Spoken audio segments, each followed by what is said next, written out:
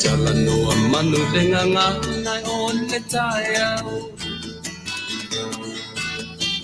Ape ole la ua punitia po I poao. E sau malua faasusu I laua laau. Sasala le punga la au matala uao. E tio fo I Samoa fai ona taiao. E amatanga ole aso fa'apopo ole olanga. E taiao nai matani ufea ngai maleata. E tala le lei ua so ai nei Samoana.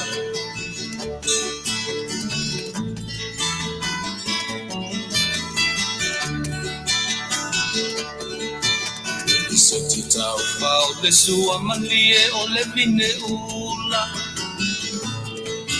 Mapau fonga o le lupe luma o le moso oi pula. Le langa ali ua kua ina mai lona manongi. E aso ua foa ina ile Samoa moni. E tio fo I Samoa fai ona taiao. Le amatanga o le aso fa'apopo o le olanga. Le taiao nai matani ufea ngai maleata. Le tala le lei ua so ai nei Samoana.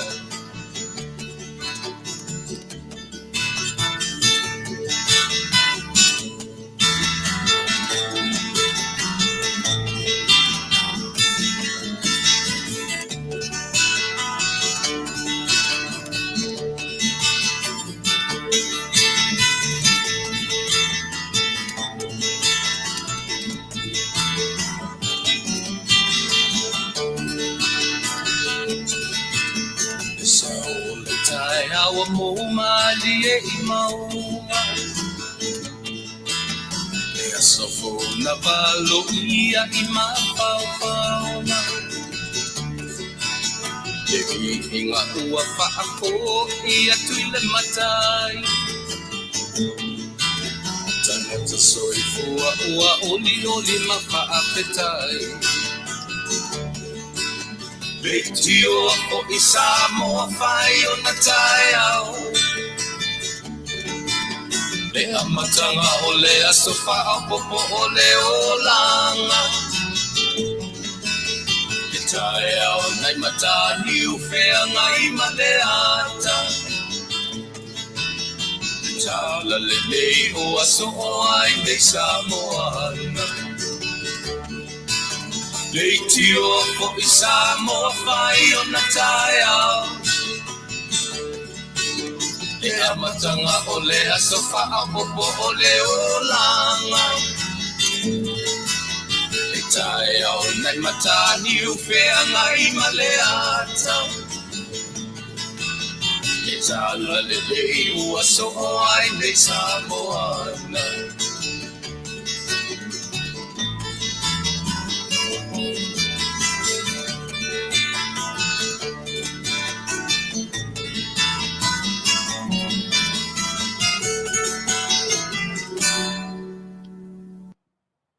Le taiao le tala le lei ua soai le atu Samoa pe o le molimau o le pese ia e masania ona o fatalo fatoi mfafilo atuai lo Tupa'i ma lo to mamalu Samoa ina ua ono minuti e te ai le tula e ono o la utotua faipea ia so te tasi o le vai aso ia se lava por kalame fe ngai ma lo Tupa'i ma lo to mamalu o le fo ilawo o tonu fatu ile so ia e pe lava o le so e fia ngai ma o le so e fia ngai ma le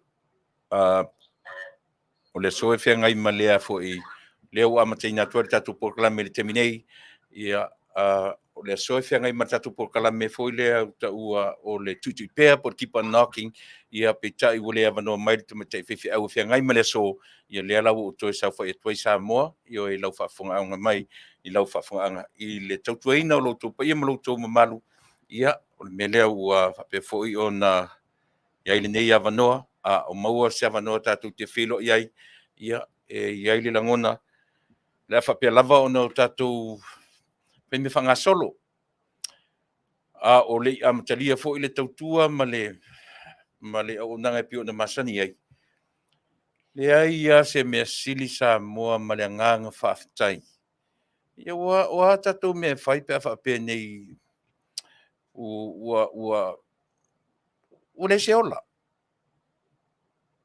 o tala tatu te mafai ona fai pe fa pe wa be sea le me alofa le tua ma oe ma u matatu uma a o le melea ia o le nganga Faafetai I lo tatu mataisili ia ona o lona le tu la fo ia le taimi o le tangata ia ia lo taimi ia fo lo taimi a o le taimi la nei o le tati tau fai mau le me alofa le la se me sili nei lo le nganga Faafetai ma vivi ia o le tangata ia ona o le tufa a lo tatu matai ia ala I le me alofa o le ale me alofa so I fua lau le ina o le ola I nei ona ia foi le langona Samoa le atu pele ia a oli amtalia fo I le tutua ma le unanga tatu wafe ia te ia tatu wafe lo tatu matai ia na te iala le tatu maftanga fo I le niaso lau fa fonga mai o lau talanoa atu wa fo I mea ono le lei longo le lei lau fa fonga wa fo I mea ono to atunga ma le Yoe, o tuai se fa le ngau le malia ia te oe. Ia, fa pe na lava le tatu ngā luenga, fa pe o le faso atu, o lau fa fonga mai. E tau fo I lo faso mai e afuai o na ta maua, lo tatu fe mala malamatai, I mata upu tatu te tala no. Ina mana tua fo I. O a mata upu matu te tala noa tua I lunga nei. E le o I nei se atoa, e le o ia I mātou se atoanga po ua atoa ni mata upu mātou te tala no ai. Ai tā uara lau whaafonga mai. Ia matau mawhai e whaatupuina le whingalo malama o inala e watu o sa mātou tuolalo o sau whaasoa mai o si mea I titi atu nei o si mea I titi mai na o si mea I titi mai o a tu whaatasila. E mau ai se mea whiorolo, o se mea atoa, ia tātou te o, ma tātou te taape, ma tātou se temi o mua o le nei Afiafi, o na whatoa manino ai lea, au ngā le tātou mawhtanga. Le ngā teleso, a o aso whaipea, a o whapea o no mātou tautuaina o e Samoa, I aso te itasi o le vai aso. Melea, ia tātou te awhea I lo tātou mataisili, tā se tātou pese, whai se tātou te talo, ia manatua foi. Ele a matamea lo le atua I mea tātou te whaia. Iwe, na o mea sala lau a mea whaia tātou. Ai tātou te a matamea lo I a te ia. Ia o ina tātou te oa ma le mautinoa. E maua le mawhanawhana, tātou te maua, e malama foi mo tā upu tātou te talanoa. Ese le tau te oa ma le mautinoa, e ta iala lo tātou atua, ma lo tātou matai, o le fōmai o le tupu, ia o le atua o atua. Tātou te awhi ia te ia, whesili ai, e tu ina mailo nā nganga pa ia manatua, o te le mawhaia se mea. Tātou te le mawhaia se mea, a le winga lea o le upu o le tusi, ua whioa e le langi, ai a wina mai lo nā nganga pa ia. E whai ma whesoa, nono winga o le utatu le vaitau o le nganga pa ia. Wa alu ese atu Yesu lo na tino tangata. Na o lea u tatu le vaitau o le nganga pa ia. E whai ma o tatu whesoa so ni sili I so se mea o te tala noa tuai I lau whaafonga mai. E au noa rola le whesoa so ni sili le mea tatu te tala noa inai. E o pua ngā ruenga tatu te whai o le melea tatu wafe ia te ia, pese, te talo, ia tatu walu e loa. A matari tatu tautua mana unanga o le nei aso usi mei lau whaafonga tatu pese.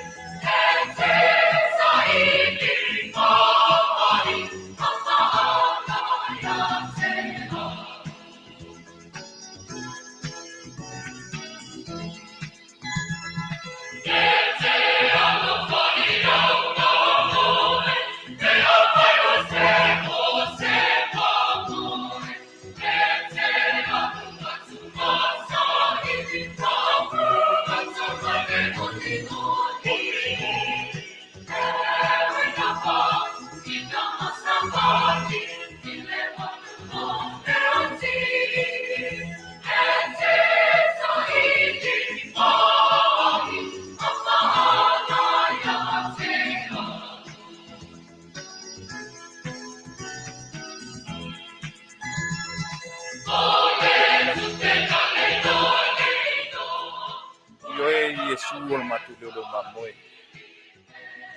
Oe o le leo mamoe si. Faafetai lo alofa ma lo anga lele. Ia, o le tausi i lo matu ola. Oe o le tali malo. Lei e te ave i matou le mei ai le vaumua. Matou te tā oto ai, matou te ai, ma feinu ai. Faafetai i le anga lele sili ase. Mala au le anga pa ia o lo matou fesoasoani sili. Fesoasoani mai i se tautua o se aunaga o lenei afiafi.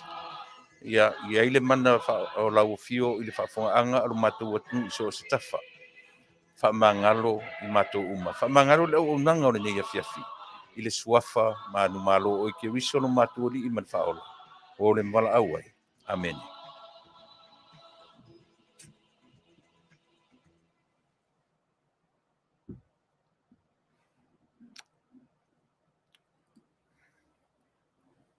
Ia.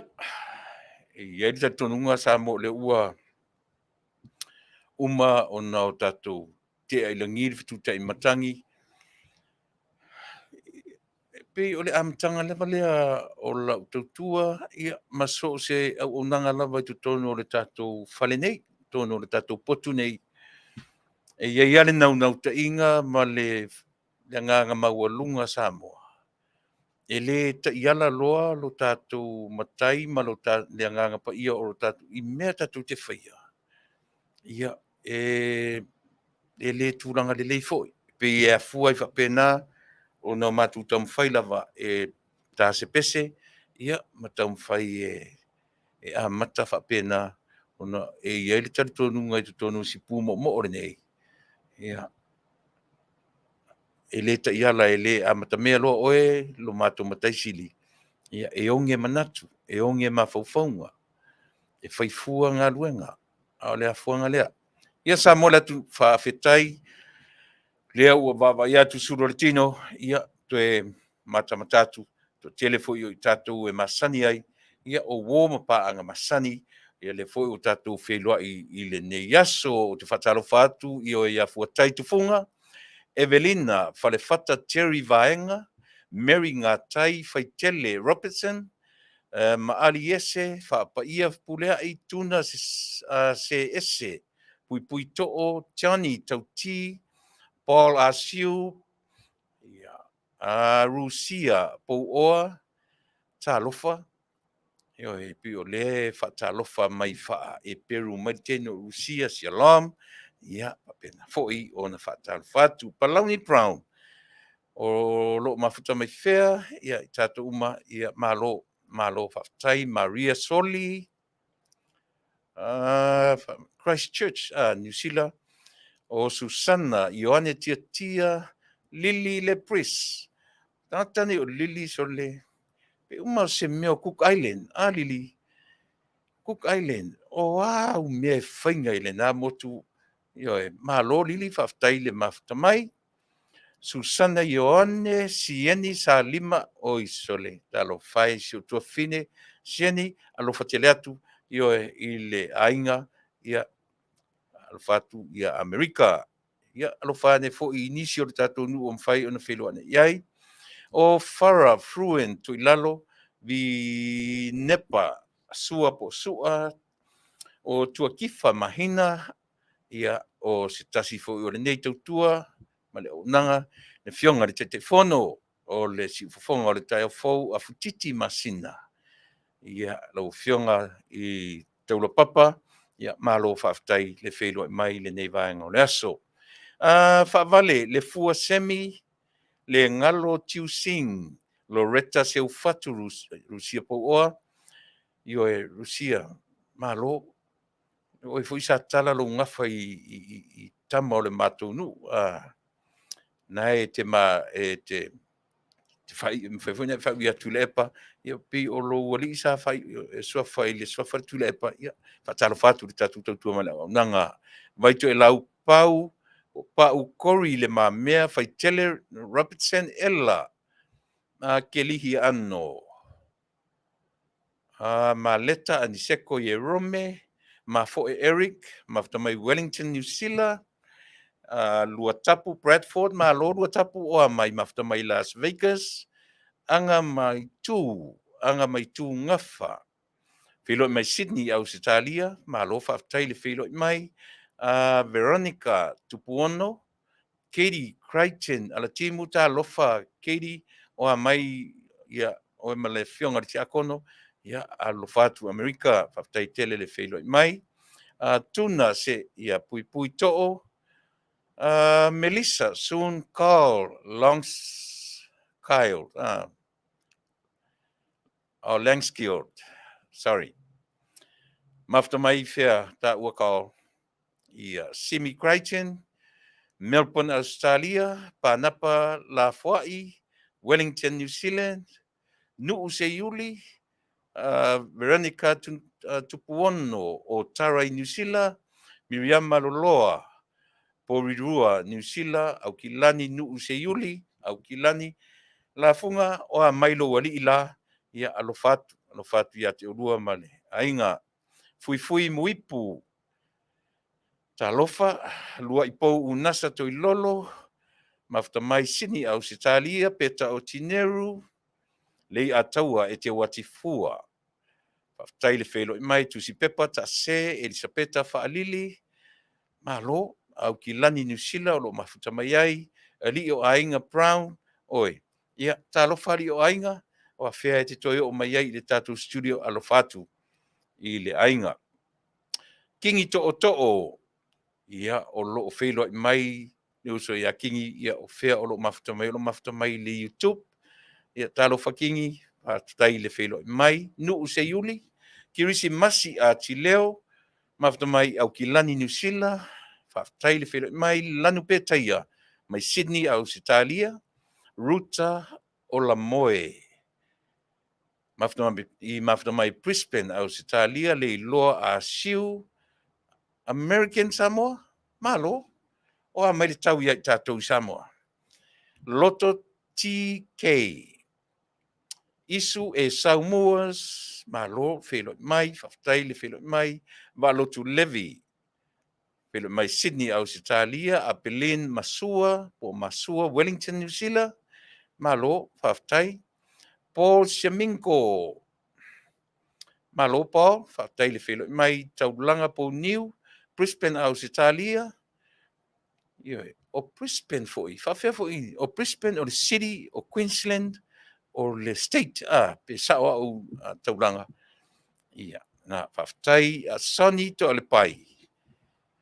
Kao tua mawha sefo vātau, Manuia, New Zealand, Tuilaepa matati a sengi, whelua i mai i whea Ipswich, Queensland, ia.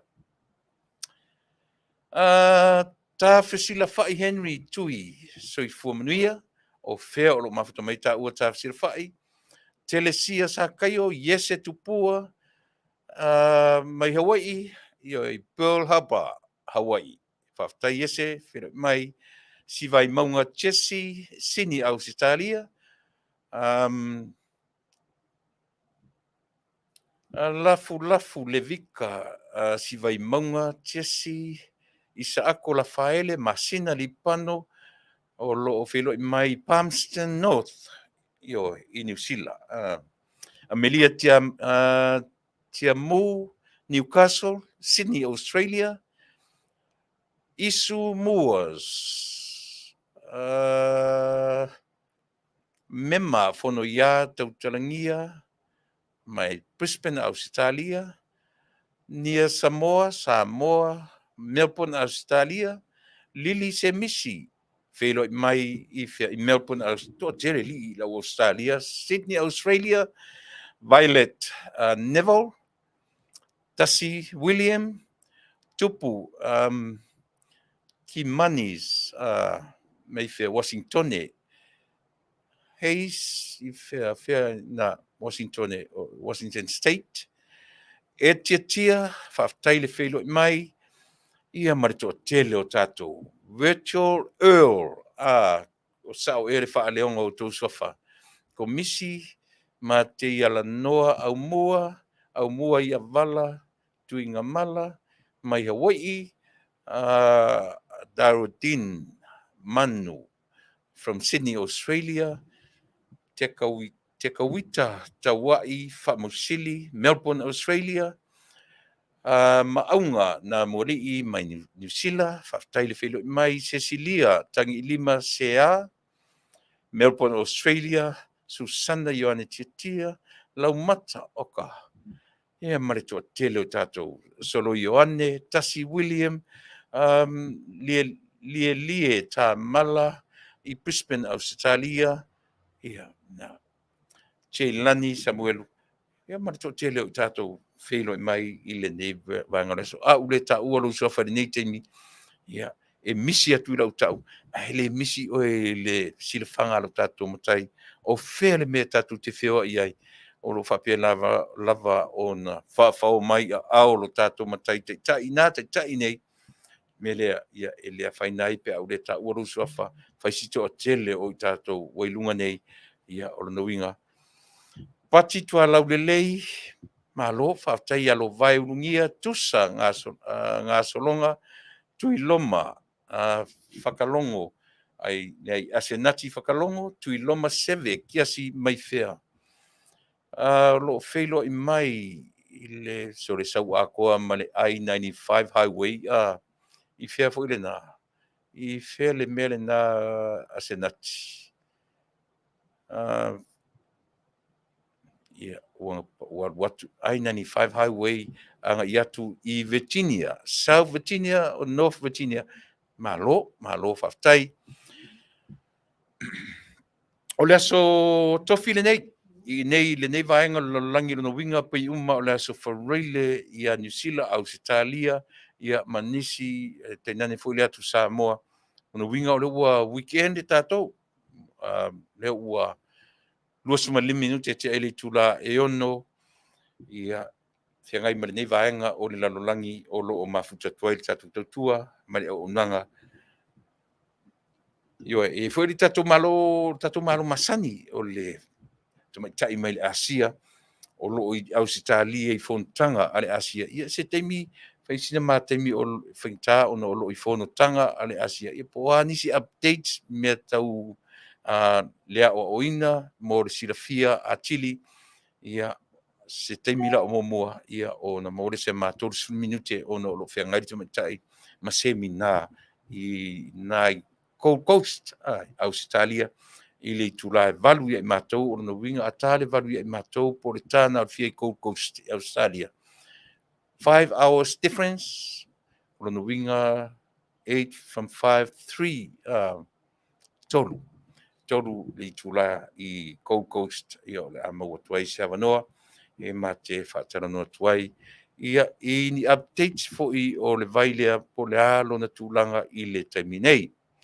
Brenda Awelua tunu mafono e lia ela matai rata ia Malia urungia makai o tau anuu Ioane Paulo Faafetai le asi mai le tatu tautua ma le au nanga.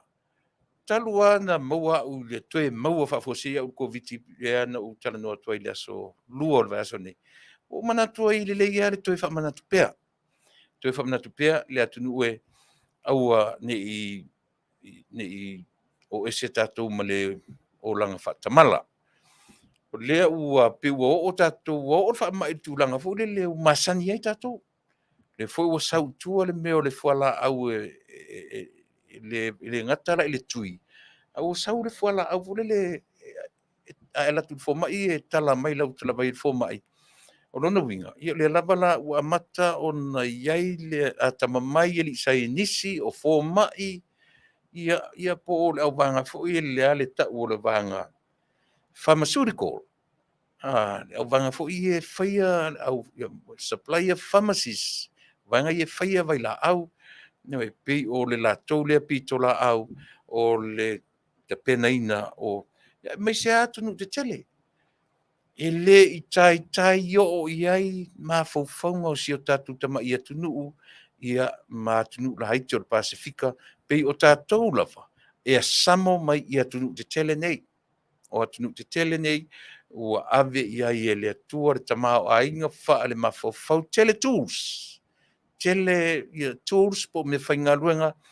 Le ngata o le me whaingaluenga wha le ma faufau mana tua foi. Po le ale tu inga tū. me whengaruanga. O le mea pito sili le me whengaruanga, le white tissue, le white muscle, tama pae le lunga i, that's the most important tool, e whiangai ma le tangata soifua. E whaale maua la mea tau tools whaasai nisi o lea ua iai we tatou atu ai le i tai la o no o tatou tapeneina o vaila au whapenei pei ona o watu ai le whangwhala au lea o whangwhala au lea leo tala mai a e latu e maua o e i le virus yo e le la ua iai le whala au e au mai i ati oe mai ese so le aunga oe o tala no atu o lea ua o maua ma o whaongaina. Ia ai po o wā mafua la au mana tua foi o tatou system Samoa. Tā ua i o le tatou e pei o le system o tatou e pei o le engine, part of our engine o tatou kidneys. Ia po le whatungao o tatou. Ia e mo o mia le la pila utala no whafo mai atu ia o eso le e le se fo mai moi o le fo mai Faafetai. E alana utala no atu me whapea ia, I'm talking from my experience when I went through recently with the COVID-19 virus. O mauara se matemi ma le mafo mai, e ma le fo mai o maua. O te fia, o te fisilisili e fo mai. O te na matala no whafo mai ia lea, saua leo le fo mai, au te manatu o te samo iai au mailo na fina.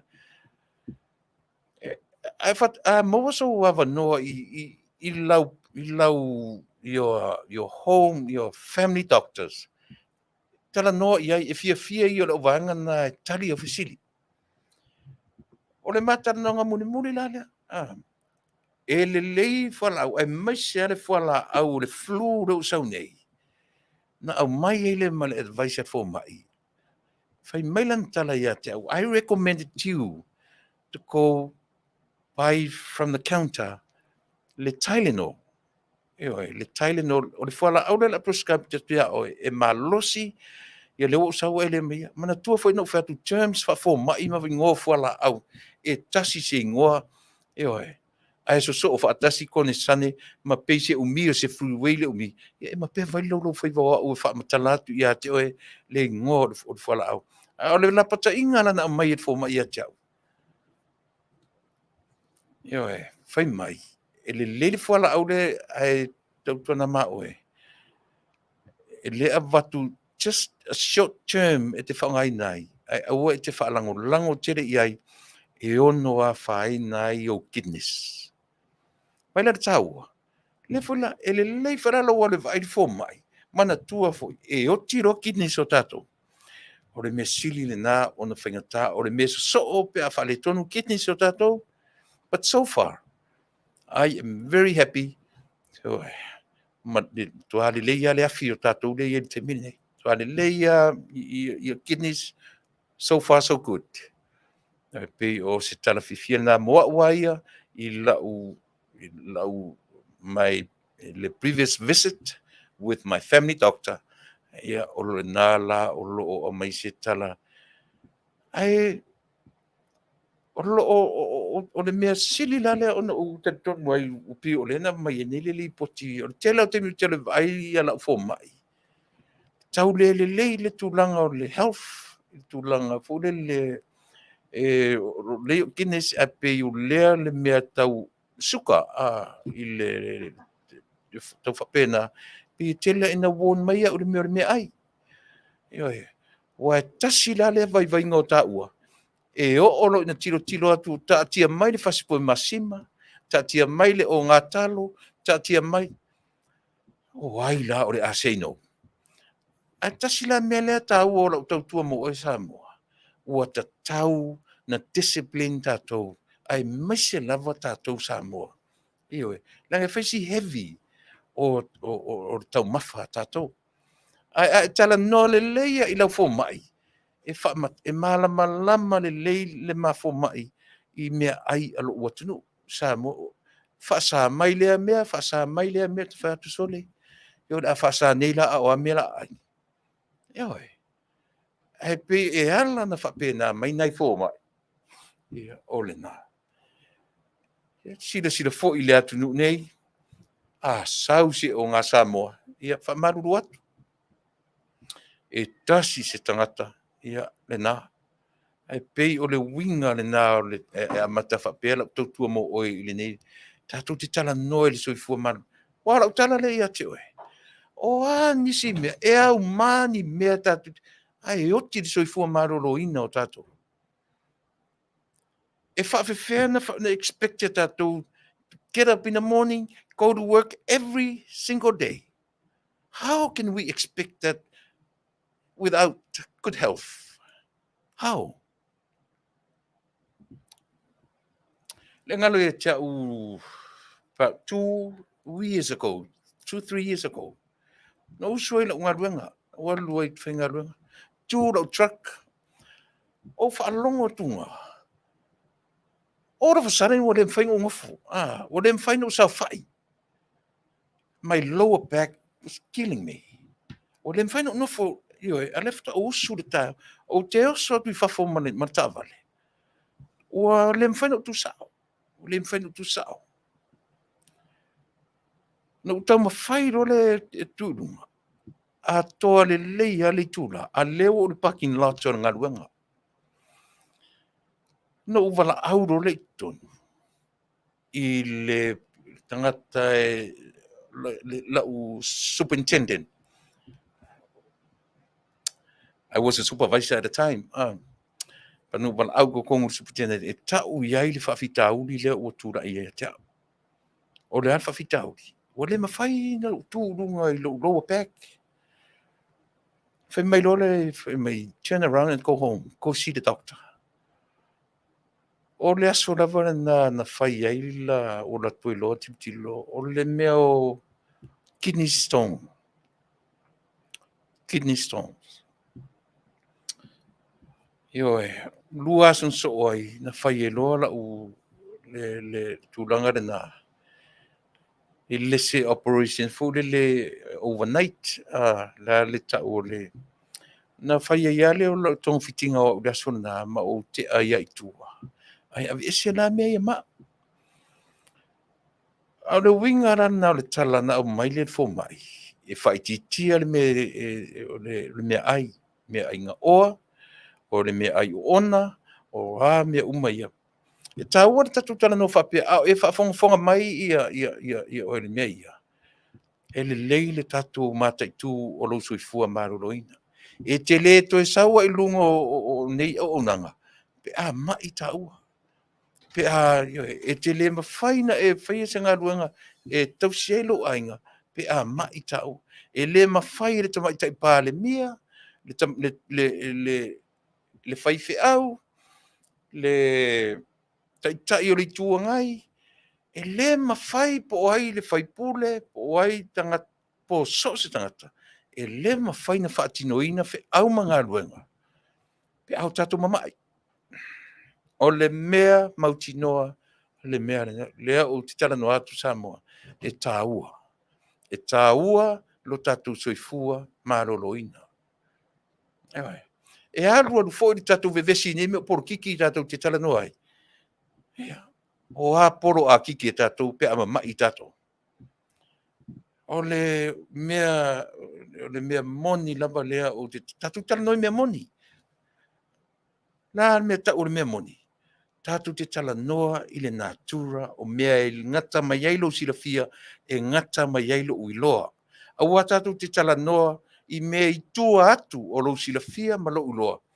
I le o iai le malosi o taua, ta tala noa to our everyday life. Tatu tala noa i mea ngata ailo tatu loa ma lo tatu malosi. O le halale mea mo mua tatu tala noa ai. So i fua maroina o mea tatu, o se fo mai. O se fo mai la tatana. Tati toe sila totoa. I le tau mafa, ma le wha malostino. Mea o mafa pena. So life insurance. Tasina mea tau tilo iai. So life insurance tatu tata sila i le ASEA vitamins me uma whapena. Tau te tilo iai. Au lona a whaina o le melea. E o mailo whaalawe o tatu. Tau te mua tu umaisi mea. Ai whai tatu whaalawe. A sau nei sau ngā tupe ta i lima se lau. Ta i Faafetai sau matai mai Samoa wala au mai le sao le ainga o tatu matai e whai. Sau ni mai le matai o oi po sisi o lau whanau sau matai. E ta i lima afe e whai a i le matai o. Ka fio lai sole. E ngalo whaafua se ia i nā le suka o le stangata. Ai su e le me whai a i le matai lea. Ai tusa fo ila. Ai tau mai lo le maliu. Samoa. We cannot get away from that. O lea, leanga o le natura lea o nei o tatu tangata Samoa. Tatu te leo ese mo tatu whaalawe. A o le fautua se taimi. Ia le taimi e te matua aloto ele whaamisi te isi se mea a whai o lea u whai mai fo mai a te oe mo o mia le mele ton whaatau nei ma alu le whai. Whaamomua. First thing first. Ia na saurolo, o le mea la tue mai, ia mala auro i Samoa, mali e, o le mea le pauro le mea le ua mauatu. Ia e whai ane tātou ni na whalo lavi Samoa, a leo la whatu si me o le mea ua, ia e, o le mea ua tātou ngā whatia. Ai a mawhai, ona e whai asisi au wala e i tua atua na ngā whatia. So be it. That would be so great. E taua. Aisea, wa e tue la laa i lesi mea ina ia meet le need o tatou ainga. Sa ili fesoa ni mai, a o tatou ainga fo ila Samoa tone, never take advantage. O mea na, a whaia o ni mea mwhaina Samoa, please go ahead and do it. Ai a whai o se mea ua ngā whati ai le tapa mai i whafonei. We would love to help. Pe a whai ua ngata lo tau malosi, a o se mea, a o fo ni mea tau matai e sosa ni atu, a tasi le mea Samoa. Tele o matai o ainga, ua whaasafua suafa o ainga. Ai, e se ai la le toi ngā mentality le ua sau i whafoi o tatou ainga. Nā le fia sau al matai, te whaturi whai le matai. A o le wha moe o ainga poto le atu nuu e. E a fua o na wha salafa matai o ainga, e peila o le matu ainga, o lou tamana o wola e ai. Na loa lou tamā, wha salafa lo le suafa li o matua. O le wha moe o le wha salafa o le li o. Le na o matua pea i oi. E wha salafa a o mai mea o le tautuaina o le ainga. Li o i Australia, li o i Amerika, li o i Britania, li o i Jerusalema, li o i Aikupito, o whea le mea o lalai li o.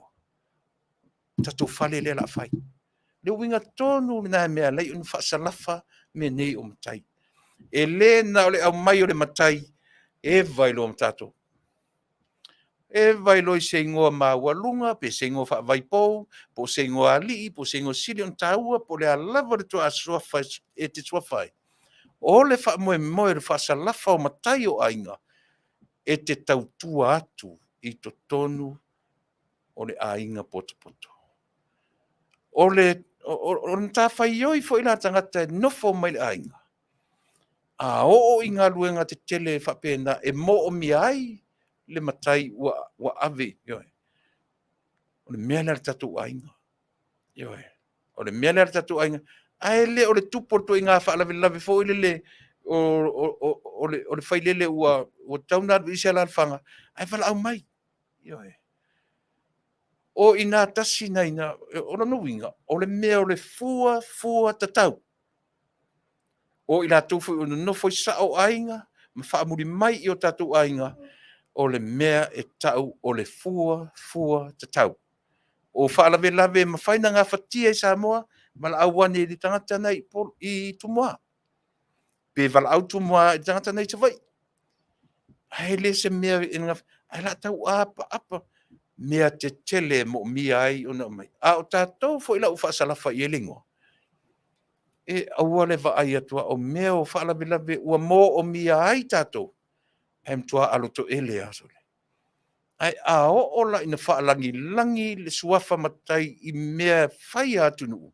A oi ka fe sole.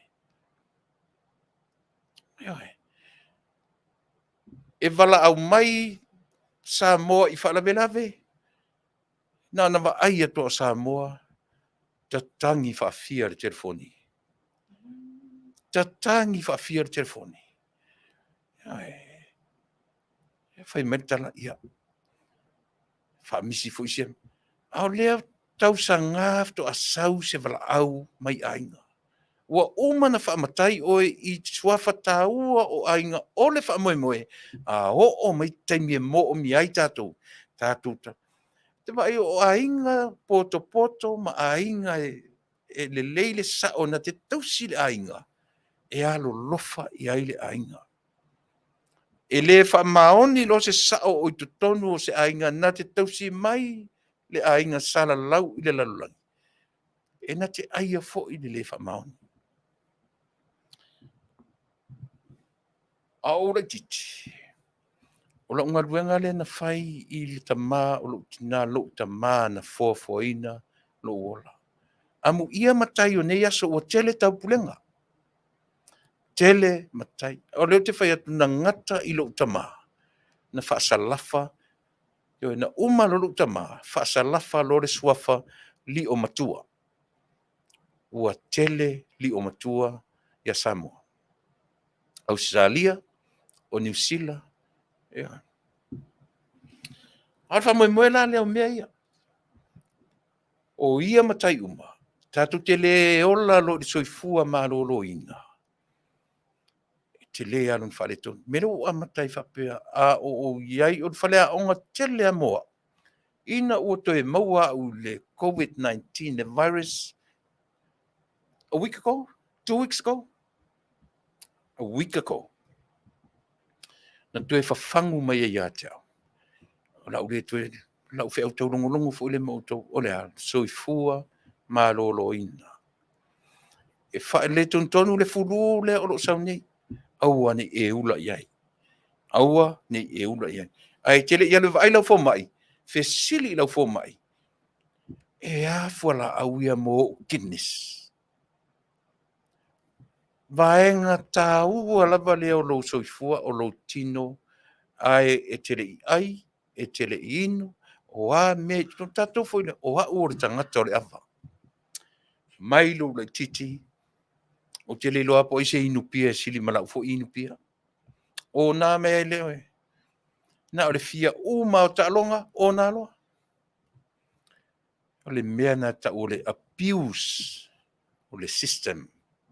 O le tino. O le tata. Na o le fai ko le ninga le afiafi fe mea e fai le whaafu e se le pia. Se whauta iai. Ma whauwhaunga papa u sata i ta whau i naso. E inu whaasolo atoa. O mataalonga le weekend. O nā atu aso whalaile. Astona i aso sa asonga fua asolo. Hoi.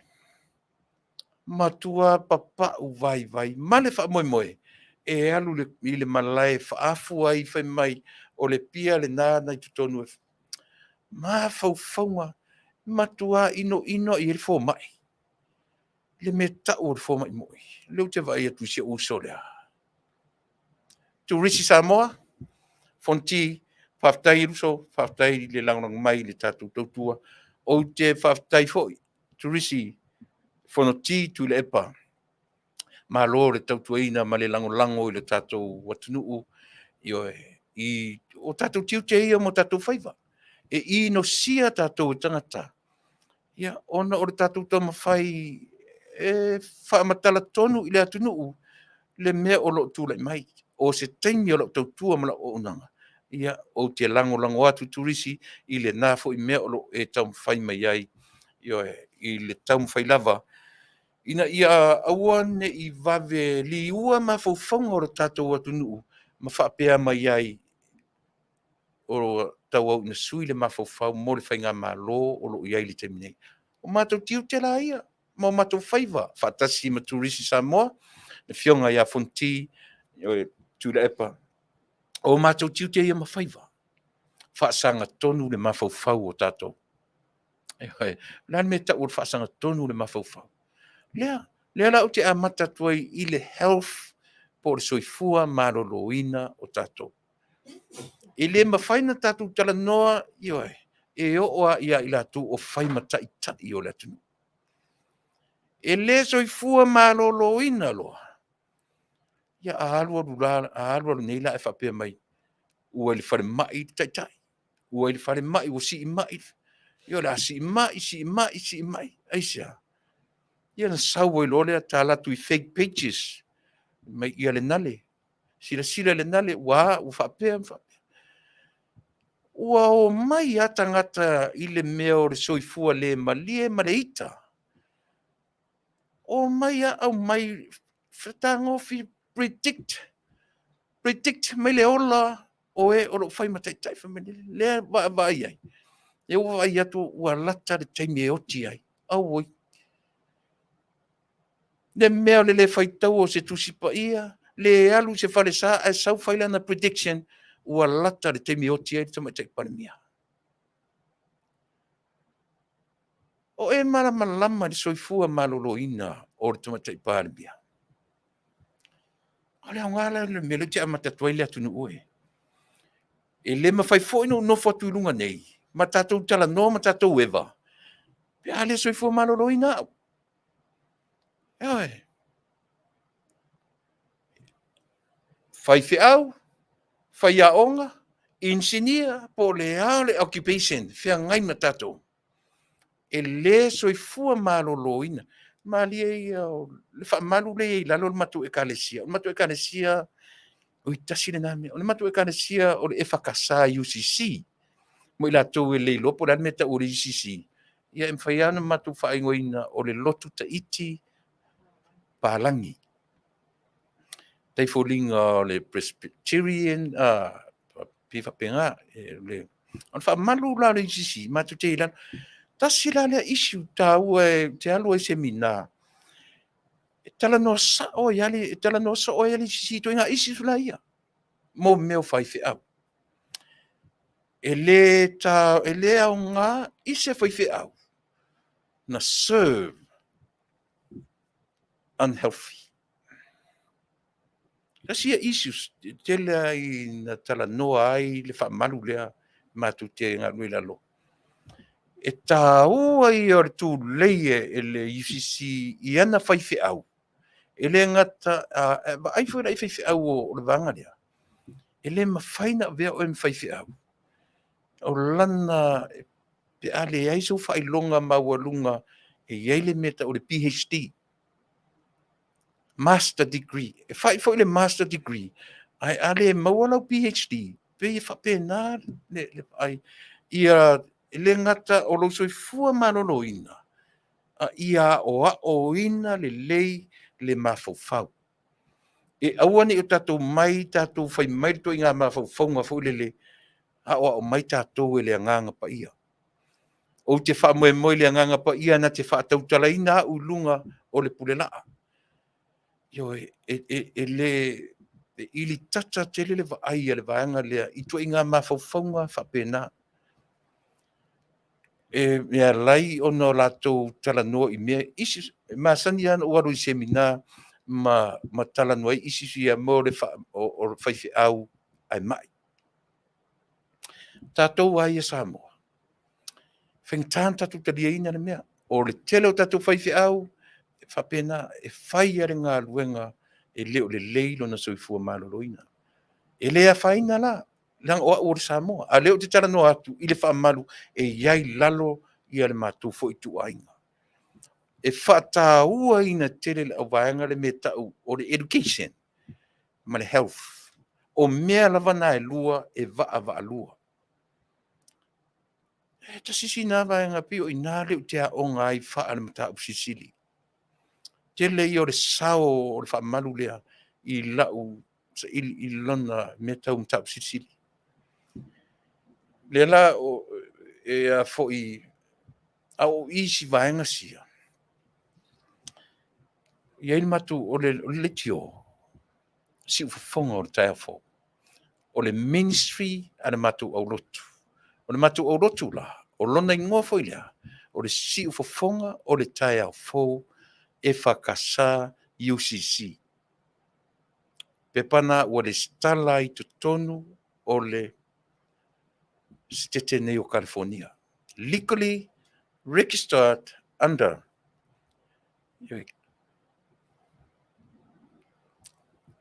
the state of California. O langa ministry la le tiola, a le matu lotu. Lea lafto a matu o i tutonu o le pūlenga, tu tutonu ale e whakasa e o i malua. Ai pi o le whalea onga te lea moa u lalo le whaamaru le. Lea la leo te watuai me i e lua. O lea, o le soifua malo loina, ma le soifua o a oina o whaife au. E moni e le whafonfonga me fo inisi o whaife au e malamalama i le mele o te tana noa tuai. Ia le nga. E te tau o na iai le master degree.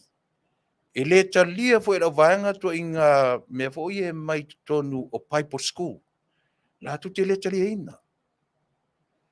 Pe te sau e master degree, e te sau e te PhD, a e te le sau te tonu o sea o me tau semi theological university, seminar lio. E le talia ina le vaenga. Ai ona pay equivalent le lato le level matangata e i umai i malua makanana fou ia po fia lava ia meu seminalio. O leo te taran awane ia whaina i se finangalo o se tasi. O leo te taran atu ona equivalent le mafau o ina ma le meo le soifua malolo ina. O le lato wha mamafa lea. Ia o whaatasi le soifua o ina. O atu sipa ia tatu te tala noa iai. Pe a le soifua malolo ina i tatu. Na tatu o mai lole mto inga mawhauwhaunga fwilele.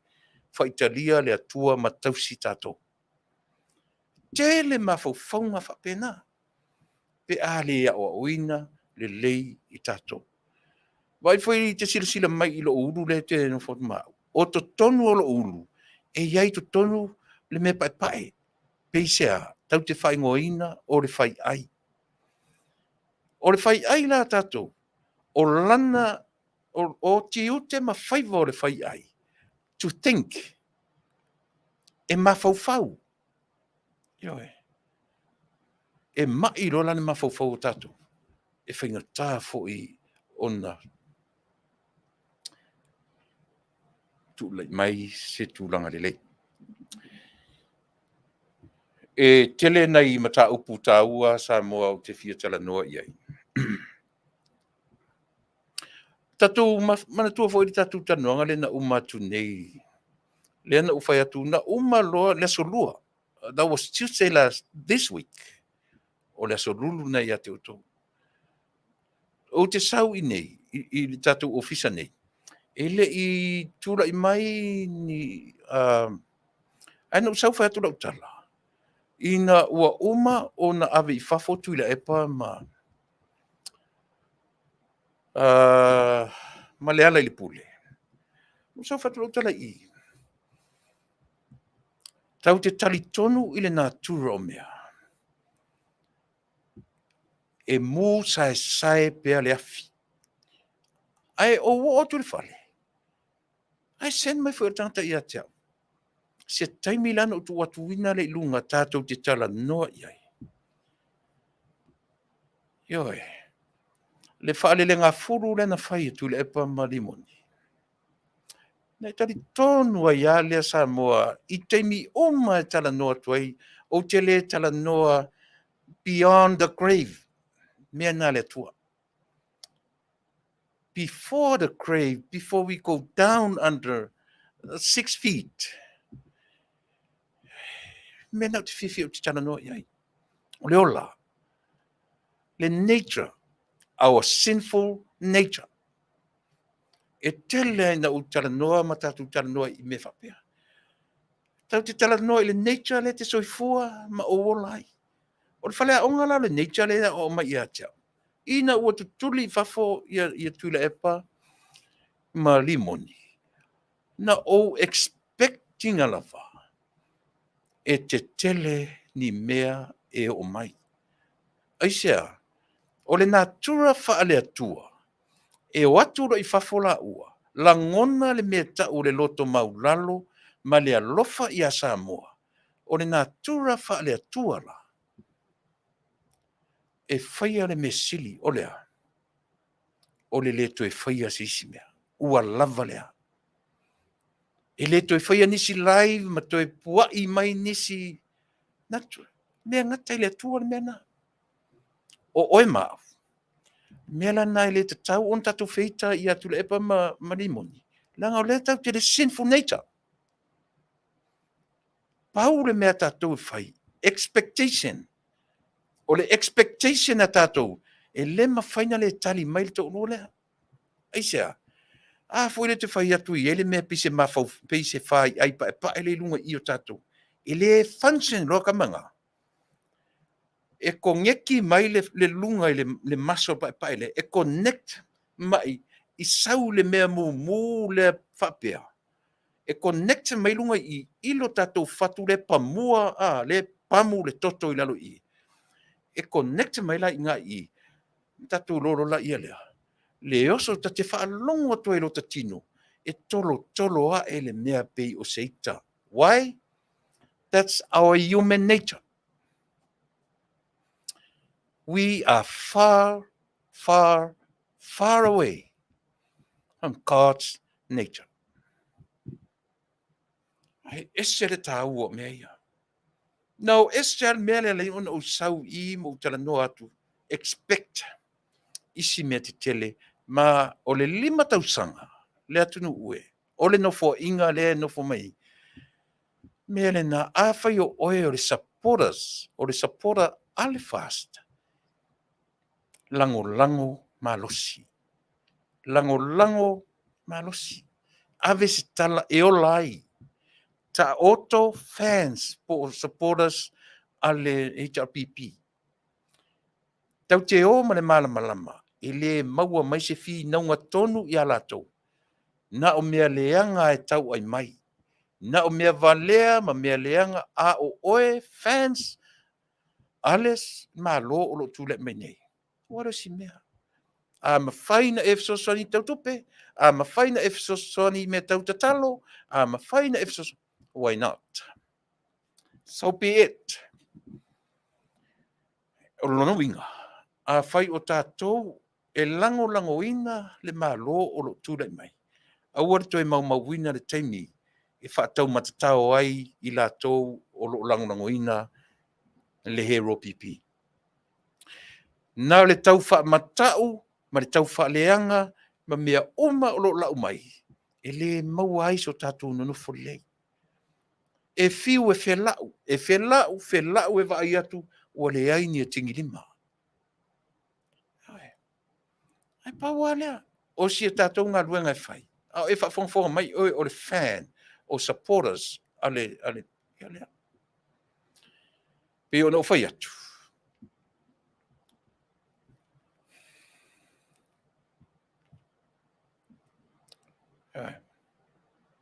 Pei o no whai atu. O le mea sili na le Samoa le taimi nei. E whe tā wai whaapea tātou. E ropipi, fast. Tu te loa mea sili na leanga le te tonu. Se tunga mei se sila lo I pe a whaapea te mate ia le mea leo te mawhai. Se tunga mei se silunga I.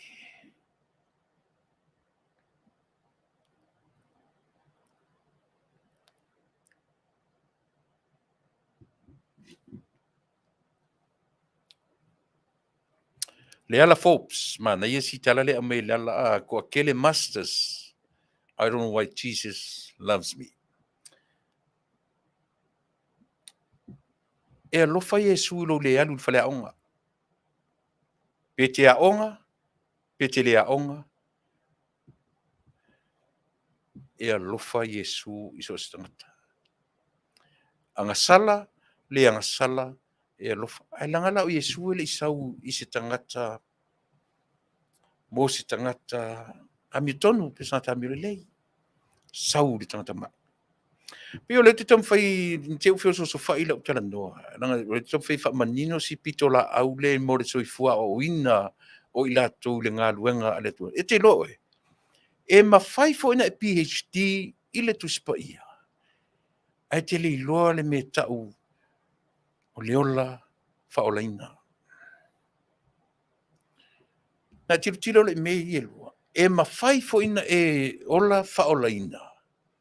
Ai te a o ina le tangata i le sese o lana Tupa'i. Sila i me i e lua ona e tau talatu maile e whae tete tātou i le mea o le o sese o le tangata i a fionga a le atua.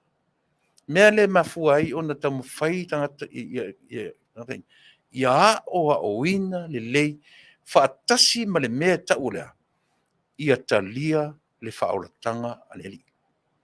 I a waa alua men langa e toa tele i la tau ua mwhai on tatou mai whapea ua o talia ta tia ia mo tangata lotu ia le ai pe o i la tau o la tau tiu te mawhaiva le a o ina o a fionga pa ia a le atua. E vala inasi mesia leo te tamu whai tisana no atuai. E sen mo tangata lotu. E sen me o i latou tonu o latou tiu te mawhaiva o lea o ina o le Tupa'i. Me le e aleino o whai atu i a Tuilaepa.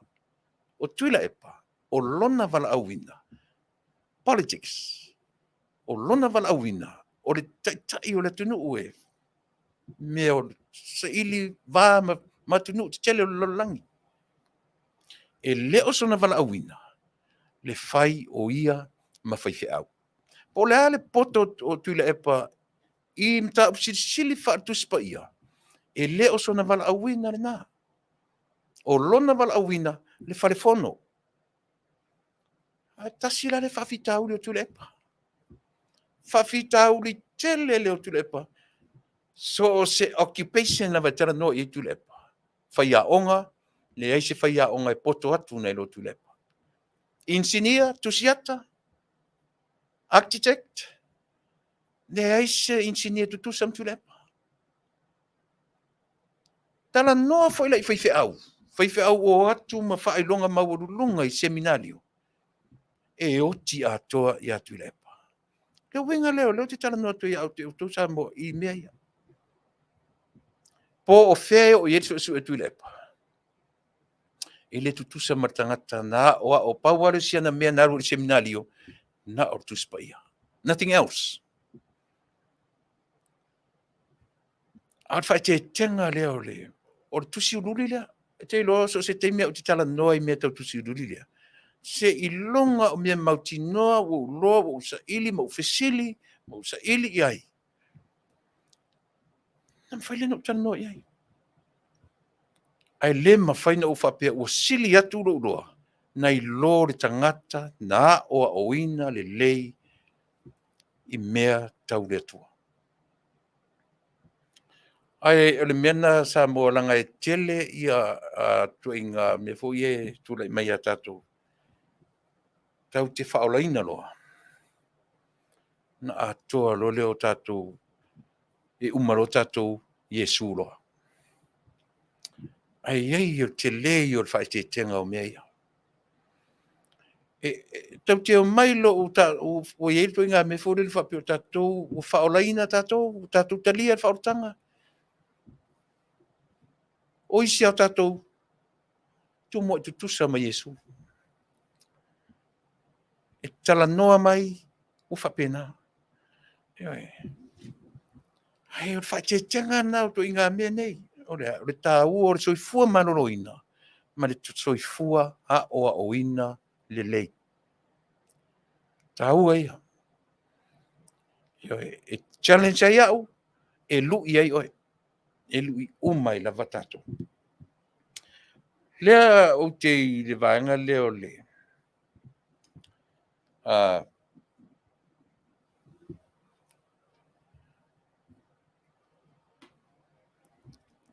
Whai e te manatua le ma interview le na umatu le solua le. Te mana oe te toi alu toi mata le ma interview ma le aloli. Le fionga i le aloli. Susunga i a pali. Mali e tau, mali e toa. Whaina e mata to toa i e le ma whaatanoanga na. Lea wa usau ia o note. O te whaamata ma o talanoaina ma tātou talanoa ai. Le upu lea na maua le ma whaatanoanga lea. Ai tasi le nā lape tele o le whainga mā loa Tuilaepa manhero pipi na iai. O le upu lea. E lona whaaperetania. Threat. Tatunga ngana. Tau whaamatau. O le soifua ma le ola tau whaamatau. Po le threat i le ngana Britania. Tasi le mea na furi tua ai le toa tele o tangata. E muli na aluatu i le roadshow. Ma avatu mea foi o le anavatau. E vatu mea ia, e vatu anavatau ma fitau mawhai. Ua leva na uliliu. Ua leva na o fuli ese ma le hero pipi. This is one of the issues. What is it? Threat.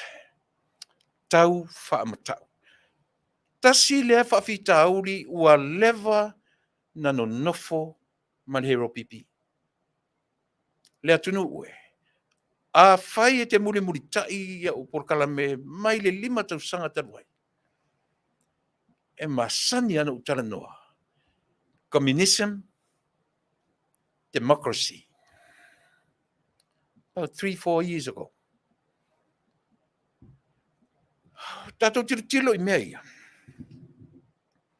O fia o maua se mawanoa ma le alori. Ona o le keisalon a inga lea na umi. Ai vai la lena whaamatala i le alori. The main problem na whea ngai mai. O whanua o lona ainga. O le project le i alawa. Na tau mawhai le hero pipi. E wha o ngā whanua o ainga. E wha atino ai le poroketi lea. E lese tama i poroketi. O le poroketi na whai mai e whai ai le wha ofu. O le wha ofu. O le wha tānoa. Lea le tau reservoir. O le wha moe e tali ai le vai. Ai tilo rai le issue le sa moe i. Not so much o le wha tānoa. O not so much o le vai. Ina wa uman ma wha tānoanga lea. E lua me enta pena. O le wha tānoa. O le ale me tuu tonu wha tānoa. Water. Ina wa uman ma tānoa lea. Tasi le me tau tilo tutoa i hei taton.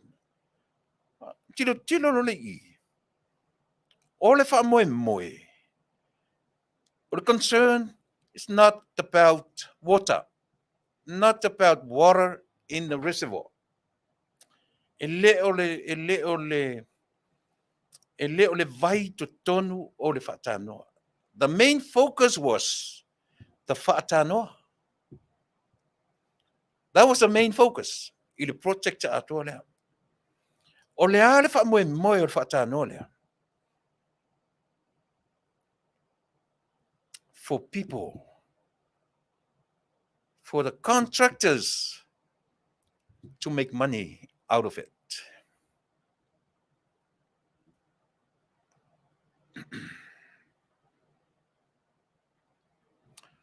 Ye le ata pangalo ya tau. Anyways, pe ye le ata le yellow something. O mata I nei o le atana whai Hollywood, I le mea le whaatanoa, ua pā le whaatanoa. Na matua feoti umai, it was only a movie, but any movie created by our thoughts. I mawhauwhaunga o tātou. Le lapi o le atala le na matanoa I ma le fionga I le alori. Faafetai ua maua le manoa, na ia whamatalai. Vai, whaatanoa. Tu se lua lava mea tāua ia o le whaatanoa to build the reservoir.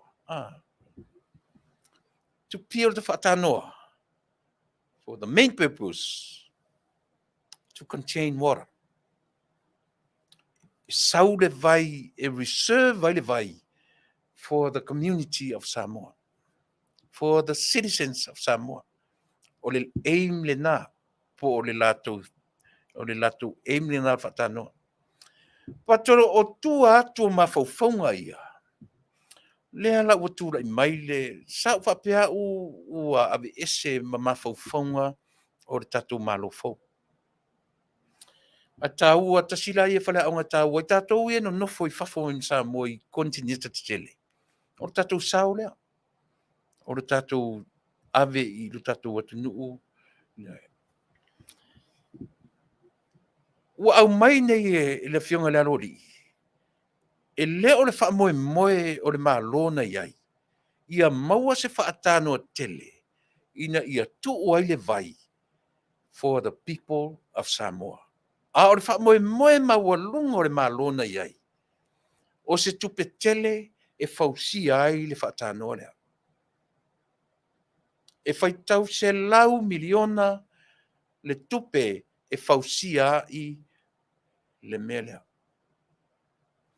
Toi aru toi mata I le ma interview ma le alori I le na tango le toi ki luma, ki tua, ki luma, whengofia ne lama. O ina la pina lea na whai nai le li I lona wham. Le pe ua ta taunta tuta noi mea. Nanga lea la, now we all heard the outcome. We all see the outcome o le whamsinonga. O ai e malo. Malo le alori malona ainga. I le whamsinonga lea. Lea lau whamatala mai. Tasi la lea downfall o le malo taluai. Oa, e whoringa mai e ta pena mo meo project te tele. E matango fie I le vaai a le atunuu. But the most successful people behind all this are the contractors. Who are those contractors? Their friends, their people. E ngoto uma iai le fia se lau miliona.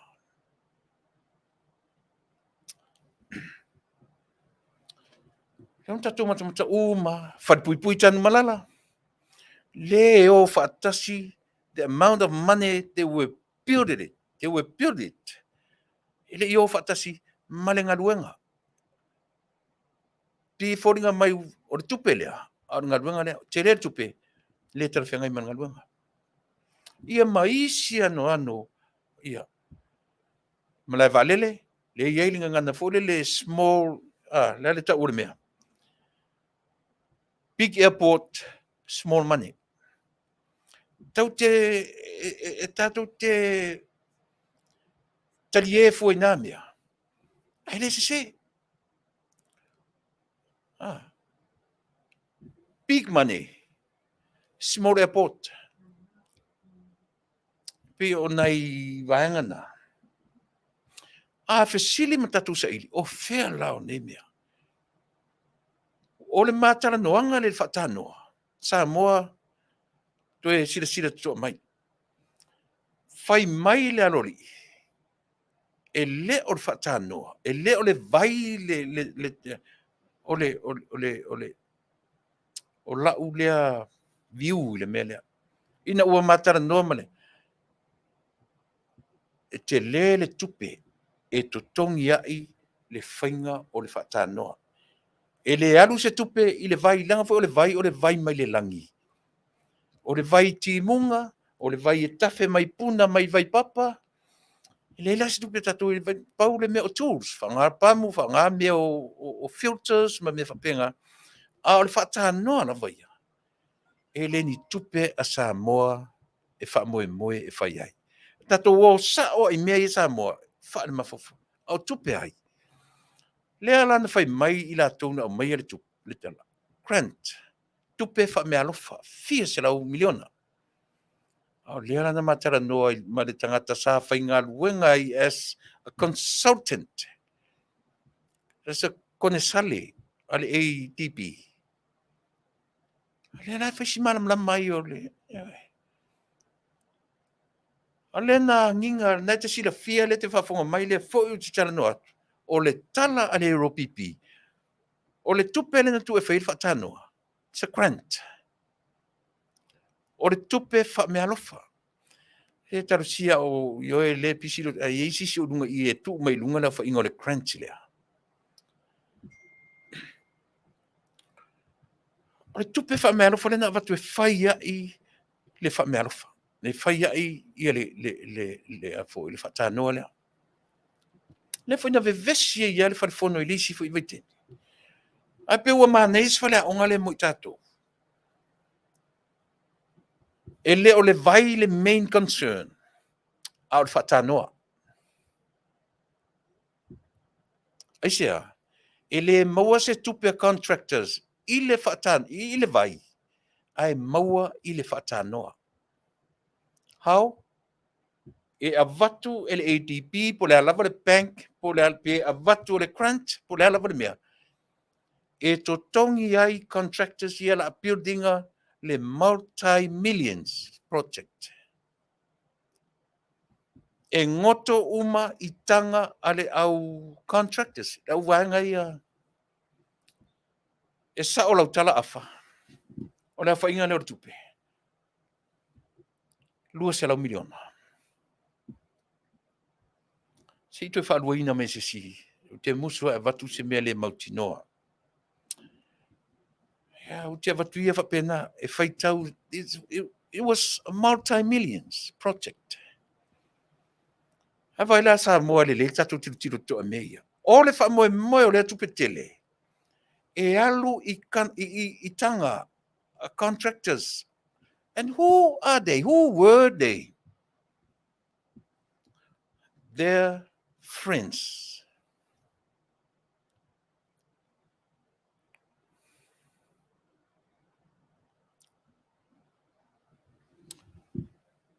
Ia, le la u whaalua mai e vai alai. Whaalua mai vai alai. Lua afe miliona.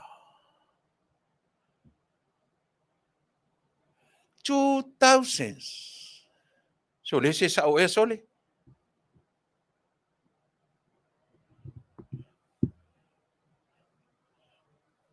Ioe, e sa Derek sa o e.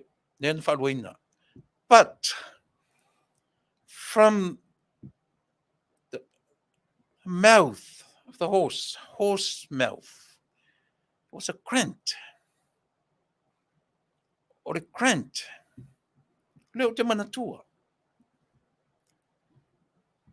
Lea rau au mai e. Na ata lea roli ima whamatala. I oe Tuilaepa. Whai mawhaina ala tu se panki Amerika e whai tam whai a maisau grant. E mawhaina whai. E sere matango fio to inga isi sui e le tala noa. Samoa e le tu. E le ta tau ono tātou pumo o mo o ai le mawhauwhau o tātou. Mawai. Le mea tonu ana na whawhangu ai e le tua mawhauwhaunga. The citizens of Samoa. Ea. E matango fie le vai atu i le fe i lafi o Samoa. Mauarulunga fale. Tua ele hotel. Tua ele hotel. Landscapes. Develop the landscape o Samoa. Lele le valele. Ngau le valele.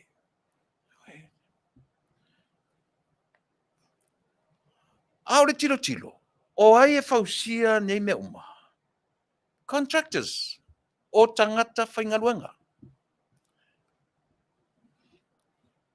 Na suelo, o ai kon ka lake ia ngala ku whaia kele o ngā luenga ia. Ia lea la. Tasi la le mele vale lele sa waili anganga lea. Small airport, big money. Contract ai. Lau tama lea. Whai pule mai a mātou fasa lele anga runga lima. O whea la o iei lea whai tau miliona. Lea na alu i le. Ai sa o e pua. Ai sa o e pua. Lea whai tau miliona. Le malai va lele. Tia vea. A ole i whai am malai va lele. E iei le wafu nai tonu fo i ali pata. Ua leva fo i tau sanga. Whai tau miliona. Whai a whai me uto e tumu leo neone. Lea. Ma le to e tutai se va. Way before the airport in Tia. Way before. Faafetai lan tatu mai. Ma whai mai. O le malo na matau tia ai Samoa. O la tau ana manatu. O la tau ana tala. O le tamaloa na le lei ai Samoa. Tau te toe tala noa lo le upalangi le na utala noa i le lua tau sanga o le alingo le upalangi. Development. Tau te tala noa lo le development. E le i amata i a hero pipi Tuilaepa se me tau o se development. O whea na amata mai ai. From the day one when God created Samoa. Hoa whautala iai. E le mawhaina tupu le development i le taimi o le hero pipi. Way before Tonga came and ruled Samoa. Way before. A mata mai nāre me tau o le development. E le i tūroa Samoa ma ne e ane se whale tioata. Le ai. A mata mai le ai o se mea. We all started from scratch. In any country, anywhere in the world. From God's creation, we all started from nothing. And then we slowly developed every country of the world, including Samoa. Esa o PCC. Le ai ma se whaafia poto e whaia de mele. Esa, nanga lewa a apar tātou por kalame i le amatanga o mea uma. Tau te talat noa lo i le amatanga o mea uma. Tātou tala noa i le upu. O le ale upu. Ati ina hae. O le upu e amata mai lalo o lona wha moe moe o lunga. Tā ue upu ngangana. Ati ina hae. E le aima se upu wha Samoa. Ati ina ifo. Le se upa pena. A whaile malama o tau hero pipi i la upu kalame. To mama from the beginning, from the day one of Samoa, we developed Samoa from the day one. E ala. Tilo la tala whaasolo pito Amerika. Tato lola i on me leise upu wha Samoa tau o se ati ina ifo.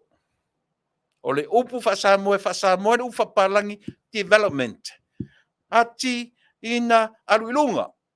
O le wha moe aso se atu nuu. E laa ilunga. Ai aua tatu te mai mama natu wha vale ia. Ana le ai mato.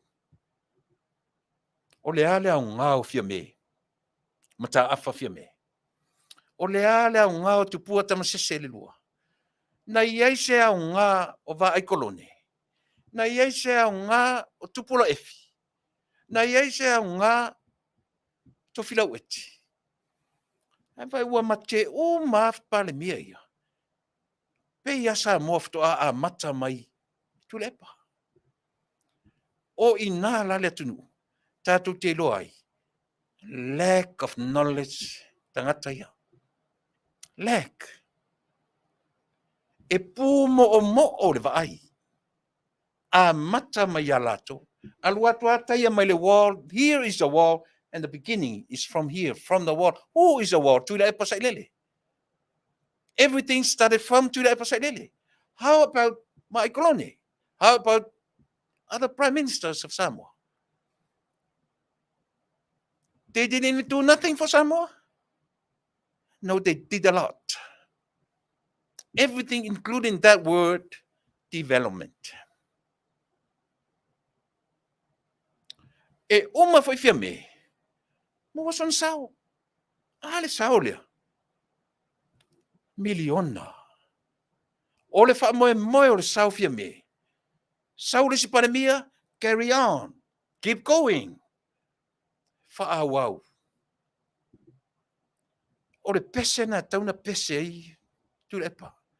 Faafetai ia to filau. Ona tu umaia le patani ia te au. Tu umaia le fua ia te au. Ua tele mea na ia whaia. It's the same song. Same tune. Le pese lea. To e o power me sui le fati o pese. Sui iai. Sui fia me. But the same song. For everybody to sing that song. O le ale song. Development of Samoa. Le mele o le tupu ai le vevesi de minei.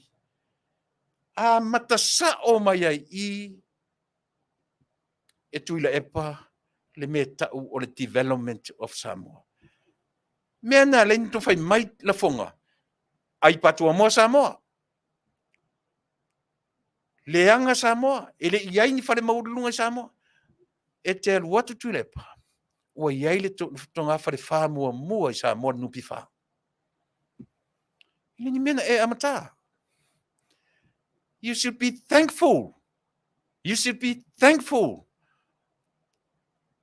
that who else? Tofilau eti alisana handed over to you. Should be thankful. Handed over to you. And yet, Tofilau alisana did his part.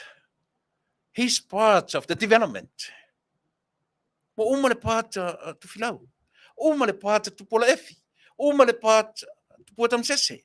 Uma le part le rua I panemia. Fia mem taafa fia me. A o le I panemia la taafa fia me. O ai le sao, o ai le sao te le nai e tunina. Christianity. E o galaia. Na tau whaia se ngana tusi mo Samoa. Na tau whaia. O tau le hei tapipile tu te whameina a mata mai mea uma ia o tau. O tau na lele ia le tunau. Na tau whaia se ngana tusi mo Samoa. Na tau whaia. Ia wantira ia. No whaitwhaila ia papa uasi mea na tu te mawhawhau iai. Whaisilo loto le tatu o unanga. Ha lea na tatua mai loa. Whaapipi ia le ta whatoru lea. Olea. Culture. Christianity. And the rule of law.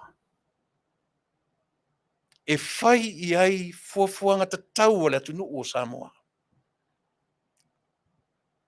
Hawala tu te o mai whai me ana leitu le epa le le tunu. That is very stupid. Ele I o atu Tuilaepa ele iai se malai valele. E watu o iai matotua. E watu o iai tonga whare wha. E tonga whare ono le e whakasa. O iai le aki grey. O iai le fia. O iai le tusitala hotels. Part of the development. Ole mai le whai mai ai patua mosa mo I pale mia taroi. Sole whaavale sone. Matua I whaavale o tau uma ia langolango ina le HRPP. Hear me now. Hear me now, please. E ta pena e nei pipi. Yoi, are te whai atu. Ta mao nei ainga, lo ta ma, he was there right in the beginning of the HRPP. One of the original.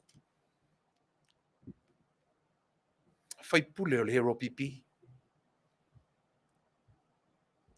Riro isu, yoi, whonga whetalai, nonu malo so far. Ai sui whonga whetalai ai, ta mao nei ainga. First, very first, that's before Tuilaepa.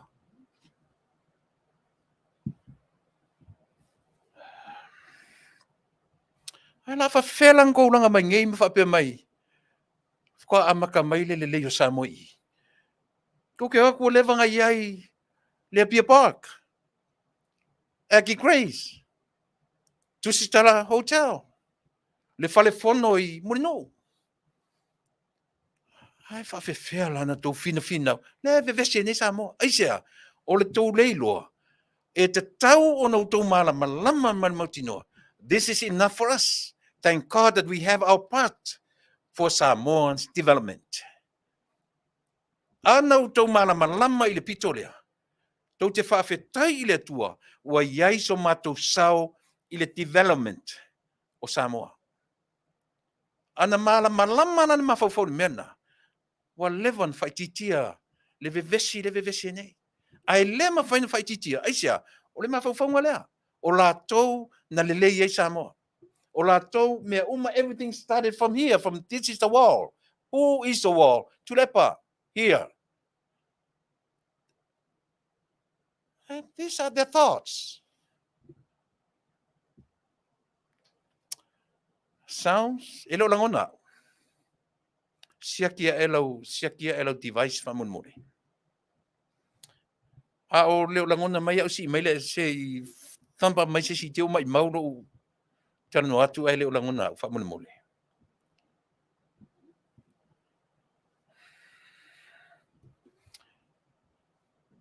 Talo sia o whaalongolongo mai tai o ro tātou atunu. Talo sia o whaafonga mai Tuilaepa malana fo I vaenga. Ele se mea leanga lea o te tala noa atuai more sila fia o le tatu. Ana ua mala malama Tuilaepa male he ropipi te le lo latu sao ile development. Ele I lava lo tau sao lena. Ele I lava lo tau sao lena ile development of Samoa. Ale hale mele nau wa I toi o mai pea, ma toi o mai pea, ma toi o mai pea. Yo na sa o lolo tala I Faatanoa lea. Not so much of the water, but it's about the Faatanoa. Why? They would make money off the Faatanoa instead o le vai pa u mai le langi. Ma le vai puna e natural water. Mai le ta ele o le ele ma le vai puna mai I le langi. E ala Samoa. Ana ua malama o tau ia fans po supporters ale hero pipi. Malama ia I le mele o te taumwhai atuai. Malama nei. Lea me te taumwhai manu. Le upu whapapalangi. Lea ua wha Samoa. Ele se upu no le upu Samoa. O lea le upu Samoa. Ati ina ae. Lea ua lana ngangana tusi le na. Ai atu u le ngangana tautala. O le ati nae. E wha Samoa I Samoa le upu development. O lea mele tupu ili mele. Be thankful. Faafetai I le tua. Ua iai le sao Tuilaepa ma le hero pipi I le mea lea. Mea ato lea. O lea mea ato. Development. Without knowing the word development is endless. Is endless. No ending. Ele ai sei unga. Mantua wale tala fu ile tau te whaia I le tua. o le atua o ana nafi o ana nei mai lua. Ma foi upu foi e lua le tau te o le atua o le a, ma le atua o le a. Se whamanatu me sisi i. O le amatanga, ma le a. Ma foi upu foi e lua le amatele o ma le a. Se tongi me sisi i. Ewa. So le tunu mawhanu so le a. O meka ma le fa. Tu e leiso na amatanga. Tai whauninga whapenale upu le development. E leiso na whaiunga. Tau te wheotia. Ai alua le development. O le unga fia ni tupulanga le utatu ye. Tupulanga fia ni utatu ye. Sentuli e fia ni utatu ye. Sentuli fia. Lua sifulu, lua tasi, lua lua. Ua fia unga tupulanga utea. Ua fia unga tupulanga Samoa ua feoti. Le tatu te mai fai mai ea. Tai whapena umale wingo le upulea o le development. Tatu te le iloa te me umai. Tatu te loa. Tau te feotia. Ai alu le development. E alu ale atinae. O le atinae o ai. O ainga, o le tangata lava ia. O le atunuu. E ka le sia. Me umai.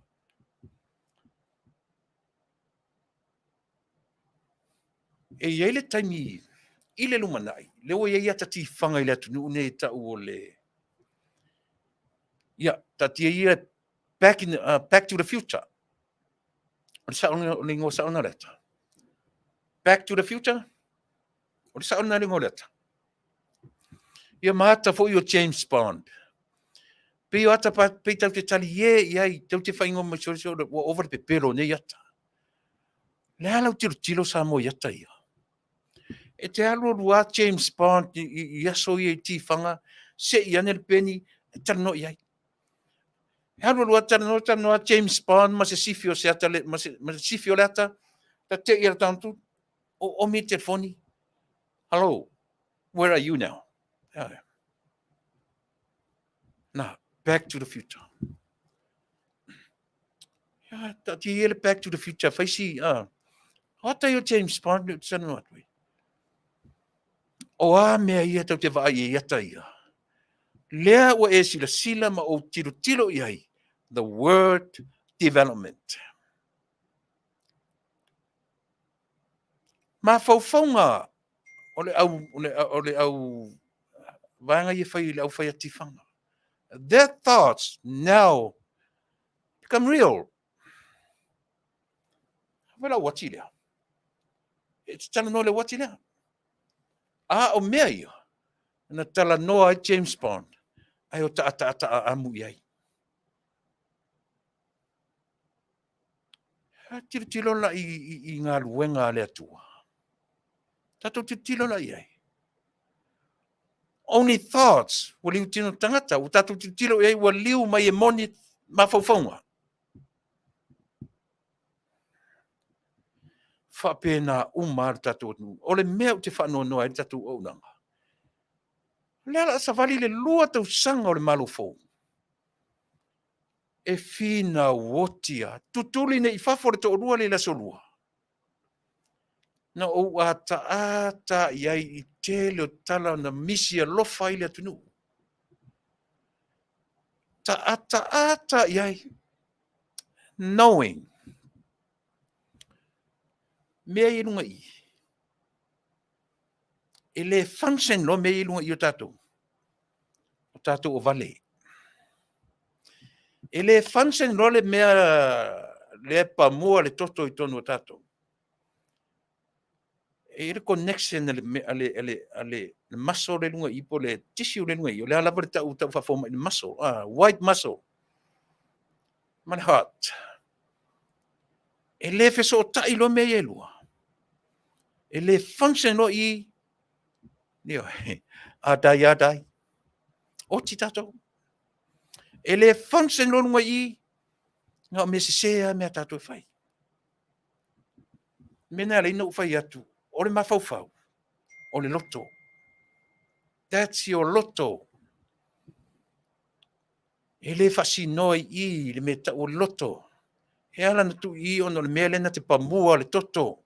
I ala ngā tino, ma ala ngā o le tangata. Pamu e tau whai ai, tau mtitiu vai.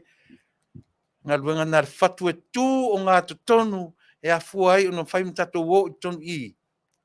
Sino le mea lea. A o le loto lava ia, o le mafaufau. E oki rola le loko o kako I le mea lea. Mea lea linga o kele finga umi sa mo te mine. Leanga le mafaufau, leanga le loto. Tau te tala noa lo le mafaufau, tātou te tala noa I le loto. O le a le mea le mafaufau e whai. O le function o le mafaufau. O lana ngā luenga. O le task o le mafaufau. To think. O le whaparangi na o le mafaufau. But the brain. Here is the brain.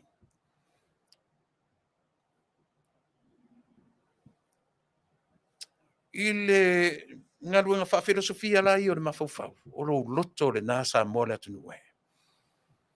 Tau te le mwhai mese o le anga loto loto. E le anga o tatou mafaufau.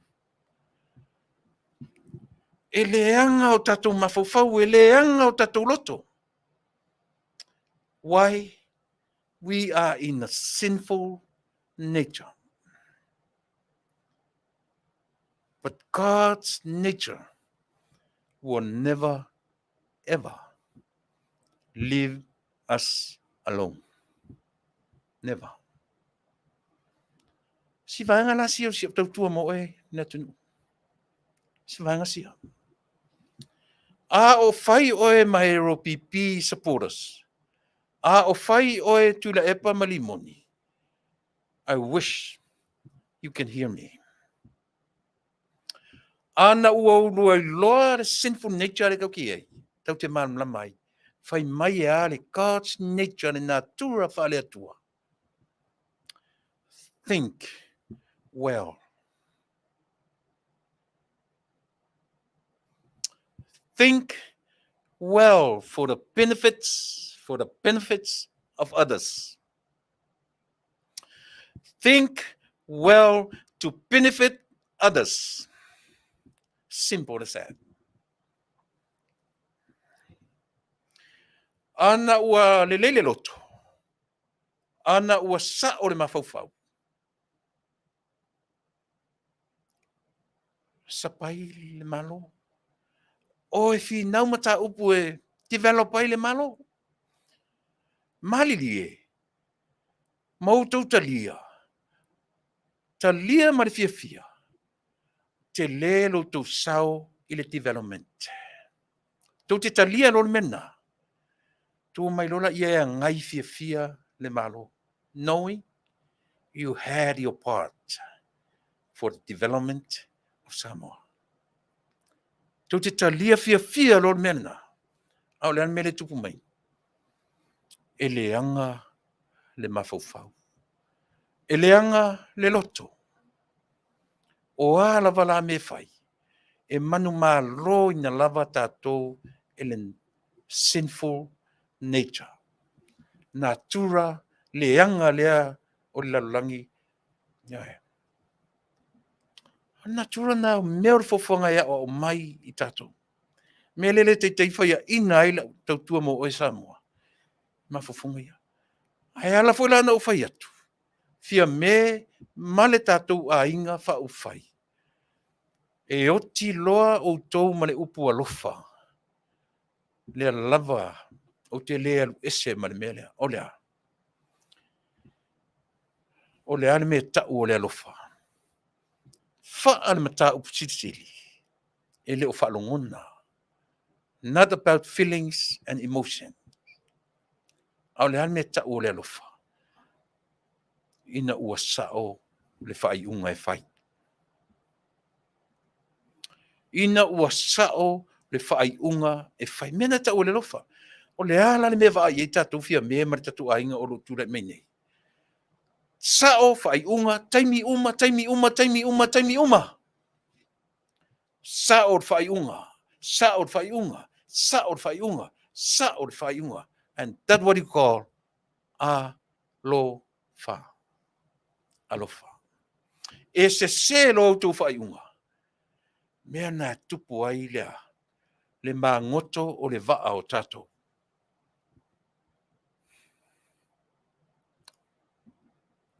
Yeah. Si upu le o le ola tau wha matau le nau tau a mata tuai. O au. Tasi lea upu. Na o li liu ai malero pipi. Lea la o tala noa, male whata noa lea. Samoa. Te mana o te toe e alu e te toe mata i le mapur kalame na. Na tilo le interview lea. Oka. Se whalea onga mo i tato. So se taimia o te tonga.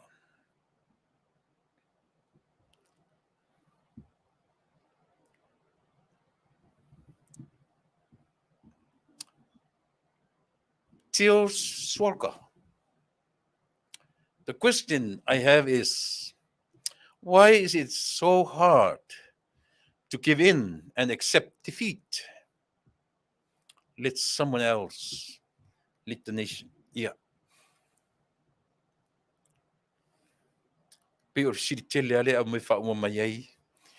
What is under lament? O te fifia whaongan upu whala o na o tatou upu e ave I mea tatou atunu. Ka peta I a pita te whasamo I nai le carpet. Ha le lawe mai te ors. Pe o le au mai o le facilitele. Wa mea nai na salu I lalo le whala. Tau te loa. Tau te tala noa le mea fure le whai mai. Come on. Don't worry, let's move on. Let's move forward. Oi ole aka ko move on yei la. Ole ala tasi le metau. Olea. What is under the mat? Ole aka ko move forward. Le aka ko move on. How about this? Many things are under the mat. Te tau ma follow me ia. E te tau na to e sal. Ia le nachos. Le ala e whafonga mai le au te lenga o tara noi le aso nei. O whaongai na le upu atinae. Atinae. O le upu e le aiso na whai unga. O meka, ma le ala whi o le upu ia na o le upu e ave I le tua. E pi teit fōringa whapena le upu le utatu tano ai o le development. Once again, Tuilaepa malimoni, ma fans uma. Tau ma whai nei e manino, ma mala malama o tau mawhawhau. Ia le lei o tau mawhawhau, meaning ia le lei o tau roto. How? E whawhewhena wha le lei o tau roto. You should know and understand very well what did you do for Samoa. E te manino lo lau pāt na whai mo Samoa. And then you will give a green light to Fiame and them. Let them do their part. Ai vai atu la se le laa, la se le laa, nga luenga whai tua ngai lana, olea. Te whaatontonu. Challenge. Vai le laa na la se. Whaawau mea ia. E winga na me ta ori tua ngai. E se vai le laa umale no fo inga ni malo. O ni lava tu te sa ili awala. Tu te sa ili awala. E a fuesea. Sua malia ia te utau le pule na utau whaia. Sua malia ia te utau tupe na ia te utau. Ewa aila ili atua tu whawhia ngai mea. Au maia ili pule turi whafo ma whai tutoa. Au maia ili whai tau miliona na ia te utau. Ia na utau tau tino. Ono masina ili tō ngia utau. Wala. Ele leile mea sa utau whaia. Ele anga. Au le atua whaila. Na te au maia auto, ele au maia as a free gift, ia te utau le mea. Tau te go through ea o a outou I le mea sa outou whaia mo Samoa. E leo ave sea autou mea le leina whai. A o mea nau tau whaia e leanga na laina wha whaia ina outou. Lea lava o te whai atu. E te wa ailo ile mta upu ile sila sila wha mta upu sisili. E le se la le mea le na whai nei. O le atua e o mea uma. A o le atua e alofangia lana lalolangi. E alofangia e le atua tonga, fiti, niwe, o ana, o ia na whaia. Tu iei tangata. E le se atua lana te tilo fo le mea ta ure nature e se senga o natura i e luo te tano atuai. Natura fa le atua. Ma le natura fa tangata. O le natura fa le atua. E na te le whaia se atu nuu.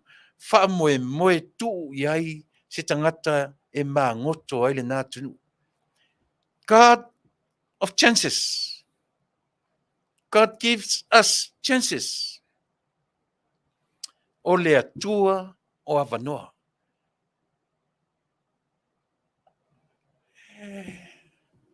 Never even say. But God didn't even do Samoa. E mawafau. Ai. Oi Samoa. Tu iei sa ngaka le sau e ia mkwai longa ngale ngai Samoa. E le fa pena le atua le tatonu iei. Ai ala lana le anga Samoa. Na avatu na fili e le atua o le lei. Ai nofo mai ili no fuanga. Sua malie me leanga.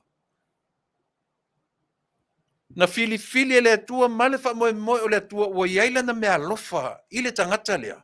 E na te lead lo na tunu. Le wingara na le se senga na le. Mana tua fo i o le atua e na te amai i ati oe. E pule le atua I mea uma I ati oe. But he only gives us one freedom. O le freedom e amai e le atua I ati oe mao. O le freedom. O le saolo tonga I ati oe. O le au mai e le atua I ati oe le ki. O lou loto ma lou finangalo. E pule ai oe. I le taimi e te talia I le atua. E pe tatu feo te atua malalang nei tatu tele I o ien mena. E pule ai oe mao. Mea vorana nei au mai e le atua le filinga o taitai. E paule me au mai le atua. E malama le atua. Ioe. Potential o lana tangata na whai. Na ia fili lola ia lea. According to the potential. Ai e fili ai le atua. Ma lana free will I le tangata. Fili lo Tuilaepa. Te le potential. Ai sau Tuilaepa. Omi o te I lona freedom. Fai e lo ma mese. O a mese se. Ua fai e lo o ia na te pūlea Samoa. E fiu e toe whelanua ia na tala e fai mai le atunu.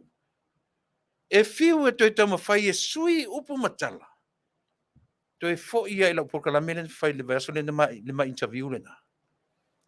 Na ilo ila ia na manu malo le alori. I le whamsinonga lea. Ai e le whamatau na fai ai. Ta ofi le tusi folau.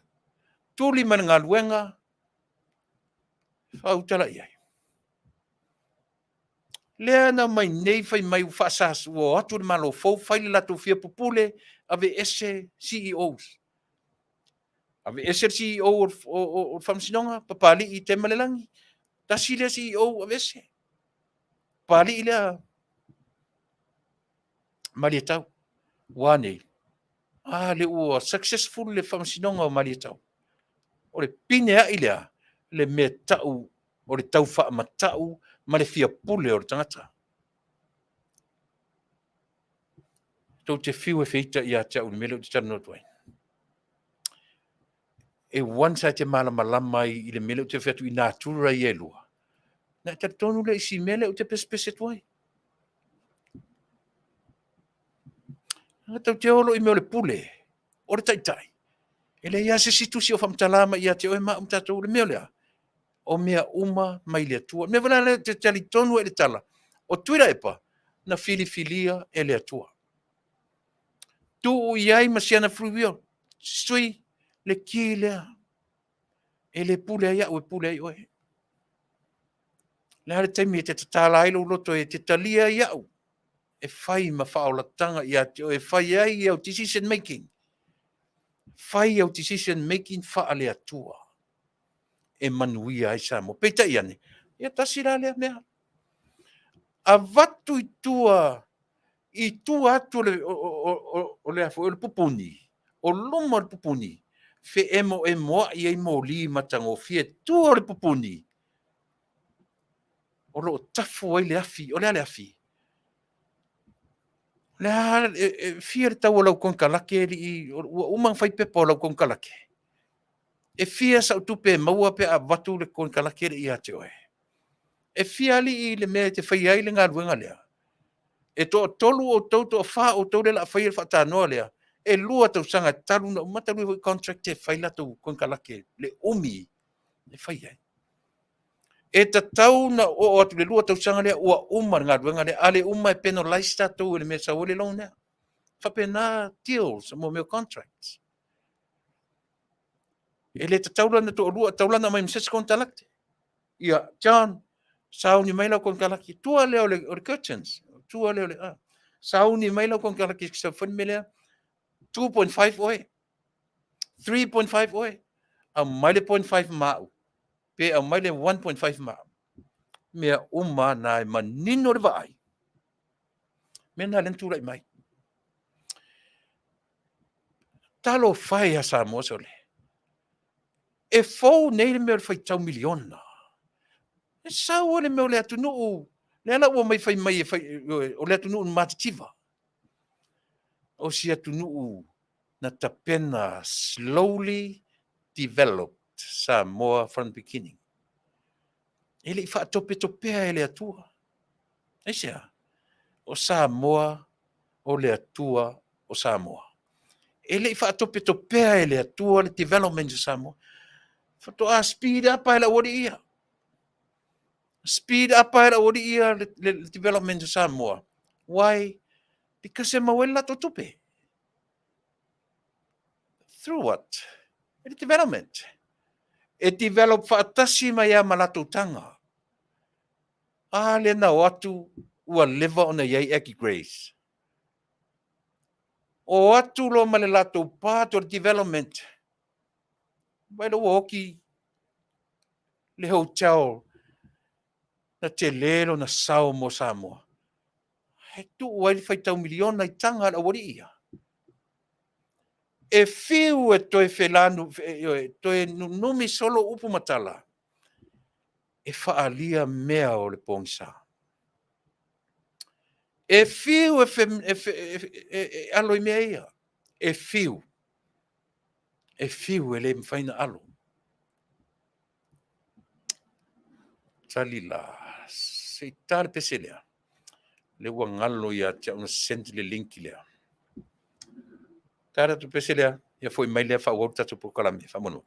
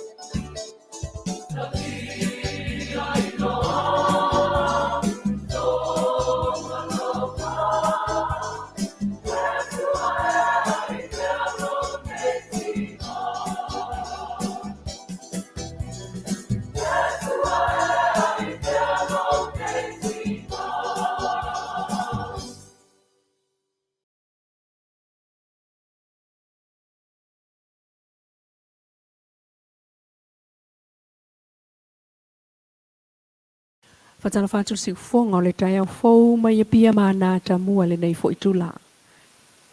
O te se mawhatu a whono i le palemene o Samoa mai o le ale ai se leo le tu malo o le paelangona mo le silua tau sanga tal mai la su suluiva o ki topa. Pe ta ufa o ngai nei le whaipule le tu malo o le pa le sunga Tuilaepa sa ilele maliele oi. Hala wha asala lawe a wato ai le whai ngā malo o le fas. Malana te talo i le atua e umilo na soifua. Pe ta i le umalava ana tu ua inga o lo whai apea wha asanga i le malo pule. Ale wha tua le atua Samoa utasi. Kuno atu pe le al mele la o iai pe la koe o whamu. Oh, le me fai o mga fo. Le me fai. La wala ngai fa sa sa wa. Ala ke kalo ya lofa le kua o mai malos. E le vaenga ngi fa sa sa o me se ka ka ngai wa kula mai malo. Ya, al ka ya kuna. O tua ingal fai pule o le pa fa sanga le fionga le pa le mea fia me na o minta afa male malo.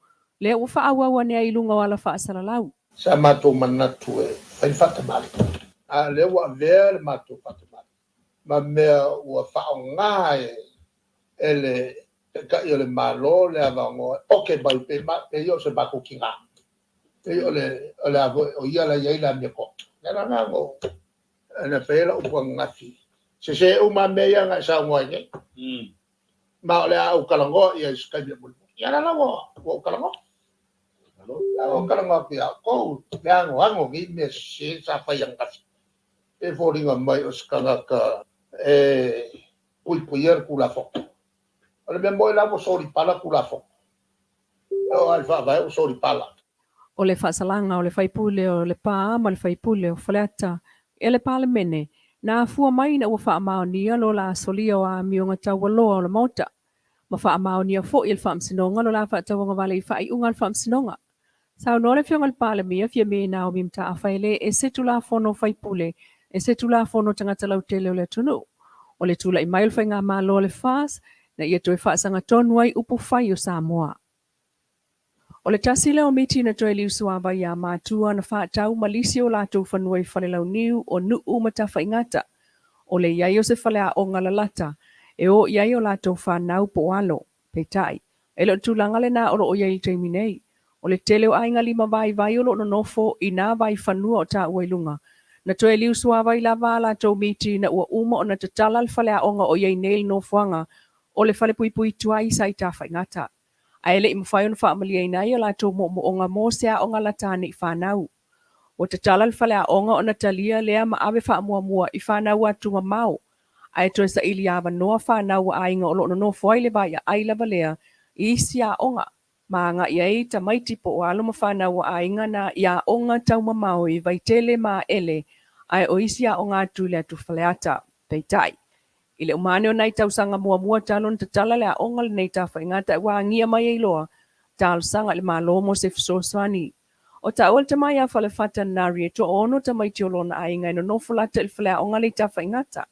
O ia le si mātua sa matua fia la vole a mawase mapusanga o whanau. Ina ua whaatul whale a onga lea, Faafetai. Na o lava iai le amatanga, ai wale aini awa noa. Sau noful whata e talo sia. Ai talia le malo le talo sanga ma whaate le whale a onga, ma wha mautu whai a onga, ina ia ma whai ai a whanau a inga lima vai o loro no fo i nuu, whale lau niu, ma tā whaingata, o nā o onga i ai a lato whanau. Inisio tala o le sunga i e Rome Lui va o liko mai le fiu ango whato ia lena sola ma le whailonga au tu, o le se i al whale telefoni le Vodafone ma lisi. O le whailonga au tu o le ticket, e malanga i Honolulu mtoi fo i mai wha anua il tu pe tolu afe, lua se lau tala, anta pena i le pule le company va le Fiji Airways, le sunga Fabi vi a lima pulenga. E to lima na Manuia i whailonga lima pito i lunga, na umai a lua vai asa whalau lua le Vodafone. Na o ielo me na o ane o le to lima, e ese mai fo i whailonga SS, le tufanga whailonga lea, na whaia i le office o le Vodafone i malua fou, i le tai au nafi ma awai atu i a EPs nisi lo langolongo ina mano silfa moe le nei, e per compania Aliki Wholesale, le Fiji Airways, ma le sosi o tama mateine tua ia malisi. O isi whailonga nta pena al fal telefoni le Vodafone, o i charge ta isi lau tala, mo tangata ito lima, na latu whaatau raffle tickets, e le silia, ma le se fulu tala, pe ta ina awhai malo sefo mai le fio angotua nai, na awai matau aula na whailonga, o ia fo ina toe maua, le whaailonga le ana tapena le max kai se lau tāla al pepa talo loa, ma le ono se fulu tāla al pepa talo loa, mai le coffee roaster. O whangamalama si mo o Faafetai, o whangamalama si mo o Faafetai tau fua mai lalo manu, malaki mange leo vai telefou, o tau malelei ma pasua o whangali i maisi, ele mwhaion awa iatu, aina manu malo i whailonga le amtala lua se lau le Vodafone. O isi whailonga ta pena le SAP, Maxca, PSC, le ata ito lima en mawhaion na manu malo ai peitai, ele i o atu. O le wha moe le ana nafi, na amata i se sauni ngā lotu pupu. Sunga le whawhengainga ti a kono le tau la ASEA Ocas Gabriel. Mai se lia le tolu sfuru la tau na mawhaion na awai, e au fia im whaururunga o business lo lang o le wha moe. E toi taliwa i Amerika Samoa sa vai ngau whaulum ta ngā ruenga territory i le so. Ina ua mai ane o na whaasapolia mai sa la whai a upolu nei i a lanta wasia singa wha mai ai a. E pe un wha mawina e le fionga le whaatun silum ta ngā ruenga whaatuanga a Amerika Samoa le fionga le ilua solia i o sua mutini. O vai ngā umai sa le imwhai o no o iai vai stolwai. Leo o uma iai pe o whaatuanga e le o whaonga i naini vai la au i ma ngā talo. Papel toi ASEA o fale moa o le a watu ai fua moa. O le fale fasi moa se tu loa company Frankie leo lo fausia ia tele mul fanua na ASEA le fai ungol vaya so e ui ele itai tai na mai al na ngā duenga. Toi ASEA fo i fale moa lo sapala iai fua moa i tānu malala. O le malienga i le vama Amerika Samoa i o loa awinatum tau ma whawhata watu o whaatanga i nei na le ono sfupauna o ano manufasi e pei o povi. I Amerika Samoa whaatau pe whaoso. Mō le teimile nei a matai o na mata i tūl saonga le mū. Mō le tau mawha ai o ai inga masani ai. O loa tau mawha au inatu tono territory ma stete o Amerika. Nesi whongol tai au fōu mai a pia mana ta mua le nei tūlai Manuia tōlu manga o le nei aso. Ia, si ufonga o tu mai tai o sitasio sinia, tu stara sinia. Ia, o le suiri na o tatu o unanga o lo o ngā lue mai Samoa. Ia, wā lava le tamwhai tu whaatasia. Ia, ma tu ina mai tu atu sao lava i o maota, whaita o maota malawa. Ia, wā le sila fia i mea o lo tutupu, sa tutupu ma o le atu tupu pea. I to tonu o tatu lau whanua, si o tatu watnu. E pele i nai, pele i nei, pele i tatu uma. Samoa, ia malana mana tala i ona mai whanua, ia pe ona whai tu mai tai, o leilua amesene tani elu. Ia no tau whawhonga i tala. O tala e ta tiri lope, ta te atai pe o soaina. Haere lei, ele lei pea le tatu whanongolongo male manino, o vaenga o le soifua a tinae. O le vaenga o le atinae, o le atinae, o le tangata lawia, o le atunu, o le kalesia, o le malo, ia malo tatu atunu o Samoa. Te ufo i mai i na utalanoa tu le i si mea ia, o le pe mana i si upure na utalanoa, mo le development. Atinae, atia e whaatasia me le lei ma me leanga. Ao inala te taritonu e utala le whai atu. O lea tātou te le natura angasala. E le mwhawhuna tātou tusi le lima i atu le epa malatou. Ai tātou fwoi tātou te tilo tātou i a tātou. Because we are all living in a sinful nature. E le tātou fwoi la o no tātou whapea le malo o lo tūlai mai le teminei. A mea wa mama. Ai tātou o na be aware. E tatau on aware le whainga malo o lo ite. A whapea o le mea na tuwai le vai se. A wara tuwai le vai le tausanga nei. A whapea o i na tango i le lima i se. A wara tango i le lima. O le winga tonu a lea o le mea o lea.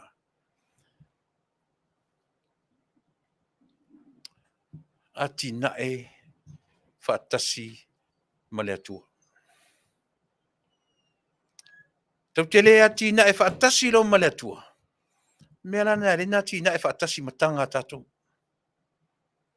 E tina e whaatasi a matangata e develop atu ale atnu, develop at masiona ainga. Wale fa mo lona tutongi na vatu le malo develop ai lona ainga ai su el fa malama sa wo se tupe ia vavel development o lona ainga. Ole first financial security ia por FFS life insurance. Le leile ta pena le vanga o mai o le soifua tia o tangata. This is a part of our life development.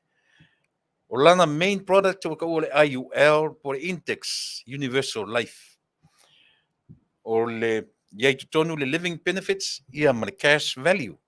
E mawhai o na whaonga ia le living benefits au e soifua i le whatatari si o tatu whioti ia on a claim na ia le life insurance le ai e mwhaina whai tatu whaonga whawhia e mwhaina tatu no ina le tupe e au noa malo tatu toe tutongi ina ia manino si mesia mai e se fo ia tuinga life insurance tele pe o tuinga fou whainga fou ia o le o tu lai mai le temne e le pe o tuinga vai le tāua le more development le o sau life insurance sa masani life insurance i le mea tau o lea.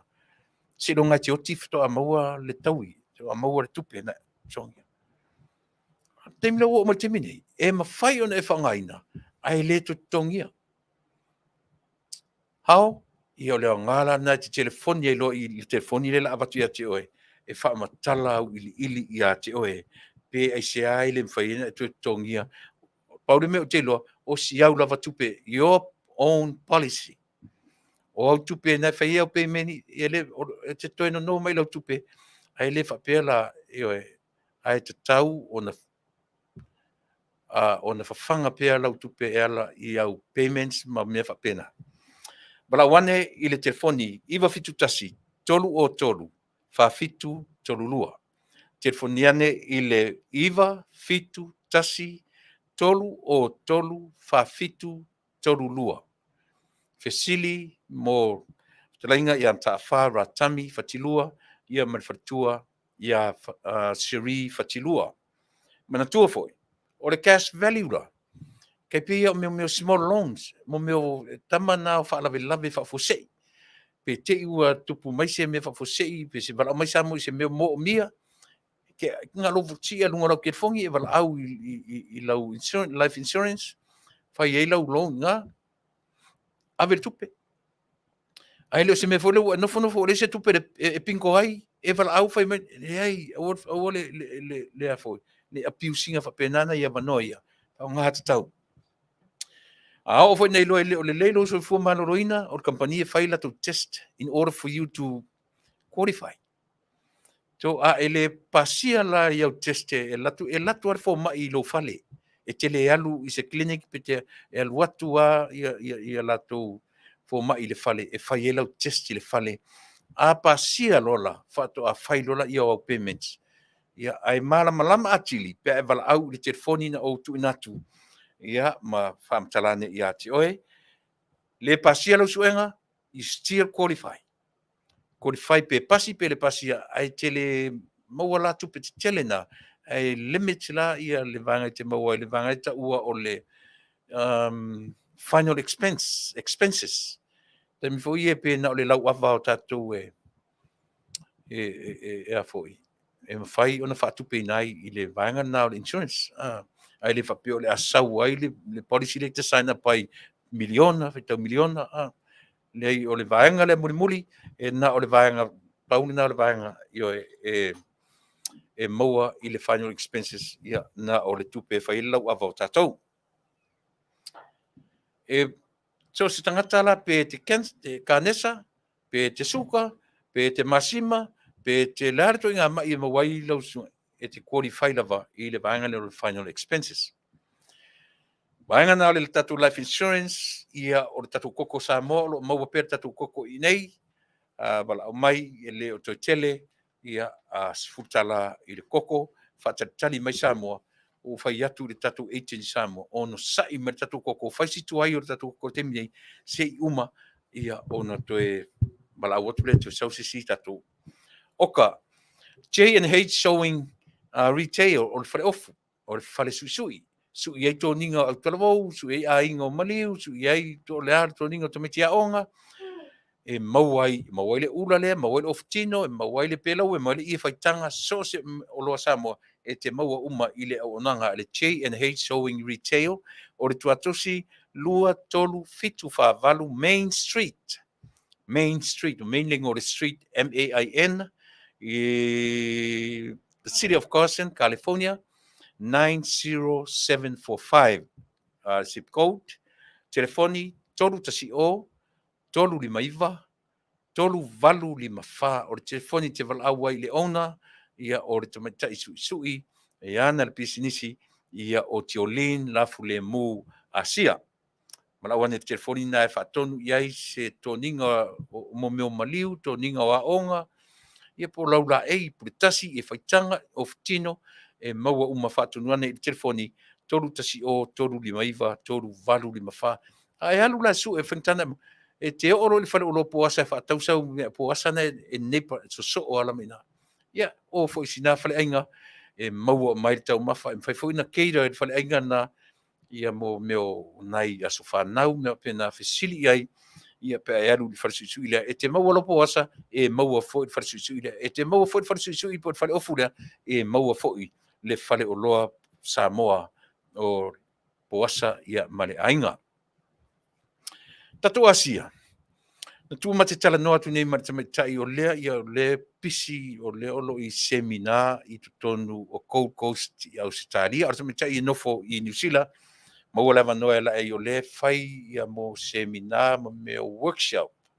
O lo ia manino atili ai ma o ina ai le taua ma le au ngā o le vai lea mo i tato. E le toi tau whamtalaina o telefo i teimi o tala noa tu ai paua le mea o le talitonuina le tangata o le vai ma lona le talitonuina a fai te talitonuina e le ialo walu e te mempa le mempa e le tue wha le tonu ai le watu le vai pe te mempa fuafua e na o le vai e watu ia te o every month ia matu ngā me fure o lo whaatau ai alu o le ise tupe e whaatau ele mea e le whaatauina pe tai o le membership e le faina e watu lava vai a te oe ave e se sa o mai lau tupe ia mai lau account wala o mai i le tatu telefoni 5 tolu fitu o Onolua 562-370-0062 the phone ask for Soli o le telefoni na te mawaye i nei Amerika io mo le vaenga o tatu ASEA e le fisingia le ASEA mo lo soifua maloloina o le ASEA lea ma le vai e watu le pusavai e latu e leipu lea io e whaatumu le leia leipu lea i lau inumanga lua I recommended you to start with 2 io e whaalua i le taiao whaalua le Afiafi whaalua inu le taiao e le i whaongaina le toothbrush a fesili ai se ame alena momoa o no le vai e le se chemical i tutonu o le toothpaste e le chemical so le whealofani le chemical o le toothpaste ia ma le vai mea lei ona inu momoa ai le i fuina o loa ma le whaaloa le tele ia so e ma le inu ina o fuala au i pea peo nei i au tu ua fuala au se e vanga na ua advice o le low family for ma i o lo ainga e faititia tu ese lo fuala to tele tangata fa pena me se la tu e mo le tai pin i le mai suka tam fai pe fa sa mo atu ia fa mai ia mo le inu le vai auli ia o le na faititia ia le ai melololo ia faititia le kofe ma le soda wa o tein kofe ai ua faititia ona o le tam fai ina ia au ngā le vai moa. O le vai lana na, a o lana kulimi lea o taua o le Renew 28, e o whaatasi a le lua lea. Ia mana performance cells, o drinks for ia a fia inu instead o le drinking of soda. E ke kamalanga ke kango sasae le pepa na lulu le tono lau o le vai auli. Ina whane te inu i le aso atoa, i o le energy drink, i ma le mind, ia ma le mood, pe o le toru na e 5 futa la 30 package i tonu o le pusa tasi o le cream lea e fast food la ia ona ele sau fatasi na tasi longa e te member to mai fatasi me e lua for the first mo te mi mo for the first time only e mai fatasi me lo i lunga o lau welcome package ai a uma lola le o ka mo e o ka separate la ka male $40 le pa o ka separate mai i lau to molo to sila fia pea e se me fisili ai e avala au mai le telefoni pe ona tu inatu lima no lua tolu fitu o no lua ia fisili mai tau o te fa malama minatu ia pe ai se me o lo o fia malama atili ai nisi lana vaenga o le tatou fasalong fa pisnisi i le mo le terminei tau musu ai vaenga i an tatou nena wharongo le na tu nei vaenga ni tu o te tai na tu ai le ASEA Tuilaepa lea ma limoni au te loa na ua tau manino uma ia o te tali tonu le ai se isi o tau nele i whalongo longo i ai i le ASEA mana tua foi na ufai atu e titi mea na tutungu i fasi tutungu e asi o wali i sa vali i fafo le ai se tala pe tali mai au le nale tali mai na o sa pelu ma to i mela sai ma fau ma finangalo pau o me no o ia la ua se i tea e se atu ma fale fono ai ta pena fale ma fau vai la li se ale mea ia lan a mai si vahenga i tatu telefone so a mata mai e tu le parona tam fai fata mali o le upu nei fa ngaina mai o le fata mali o le ale fata mali ina o mai tu le tau au mai e tu le pana foi le tau o le lato fenga inga foi le la foi le melen tau la foi le tau le se ngalo ya tau mesori la le tau le lato fenga lato fa le linga foi le tau fai se vai o levan fa mala malama le name le foi na tu lai ia fia me fa mala malama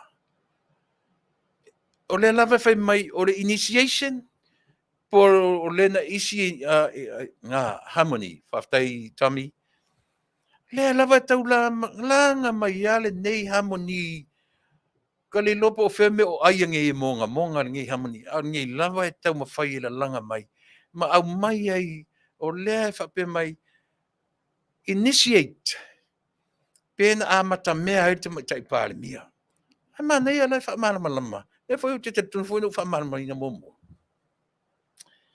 e sao a faila o i lunga o le vale lei o le meolea e te penai a ia malama le leia o le fa le lenga lava ia mea lana ta wai me tolu ia le tau sisi e tatu whenga malo o a me tolu culture anganu o le ale si mea Christianity malea rule of law male tula fono na faila le lua lea o lea fa kirisiano le ale si lua o lea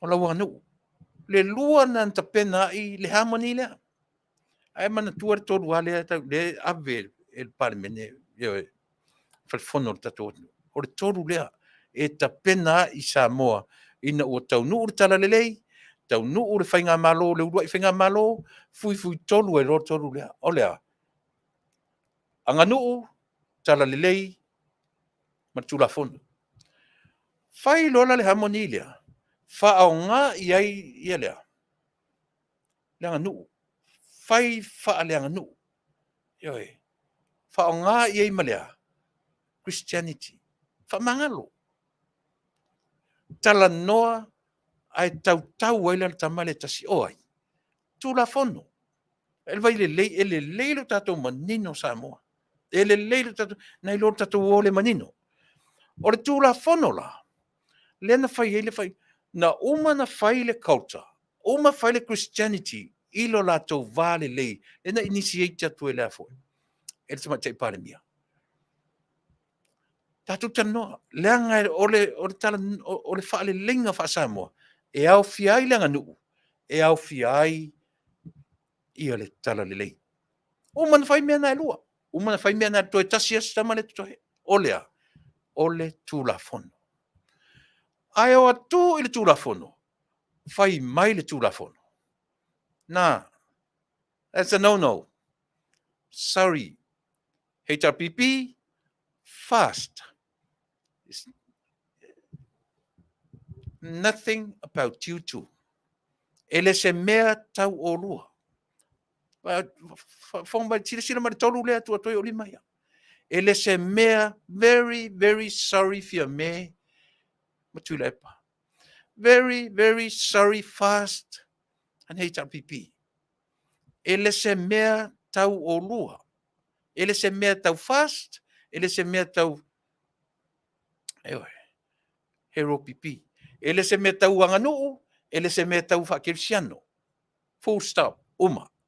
Tali la nār whamsinonga. Lea la tam whai Tuilaepa e whaane nefu e Samoa. E te malama lama lo Samoa. Leo winga nār por ka lame. Ha ure tau talatu. Olea. E mo o mia le malama lama le lei. E mo o mia le manino le lei o tatou. E o atu le tā whatoru lea. Whaao ngā e le harmoni le lua. Ai totoe. E o atu le tulafono. Ai whai mari tulafono. Le si whi aua o rua le mea lea. O le mea ngata i le tulafono. Lea lai tau mawhaila wali i e wha ne nefu i le atunu. E le toi ne nefu tangata malama lama. Te le toi ne nefu. Mana tua fwoi me le mdo whai atu ai au ina. Le fwoi lai tau mawhaile li i e toi tau mawhaile o li e toi o le tulafono. O hapa upau e toi o le tulafono. Au le manino o le na wha ngare upu wha le au ngā. Eoi. O le upu na au mai le wha masinonga. O le mea na wha le au ngā. O le wha ai unga ale pale mene na whai se ia iai se aso. O e malo lo se ia iai se taimi. Mea lana na wha le au ngā. A o le wha ai unga i o le wha masinonga. Malo lo pe le malo lo. E le pule iai i le wha masinonga. Ai pau ana ni mena au mai e le whamasinonga.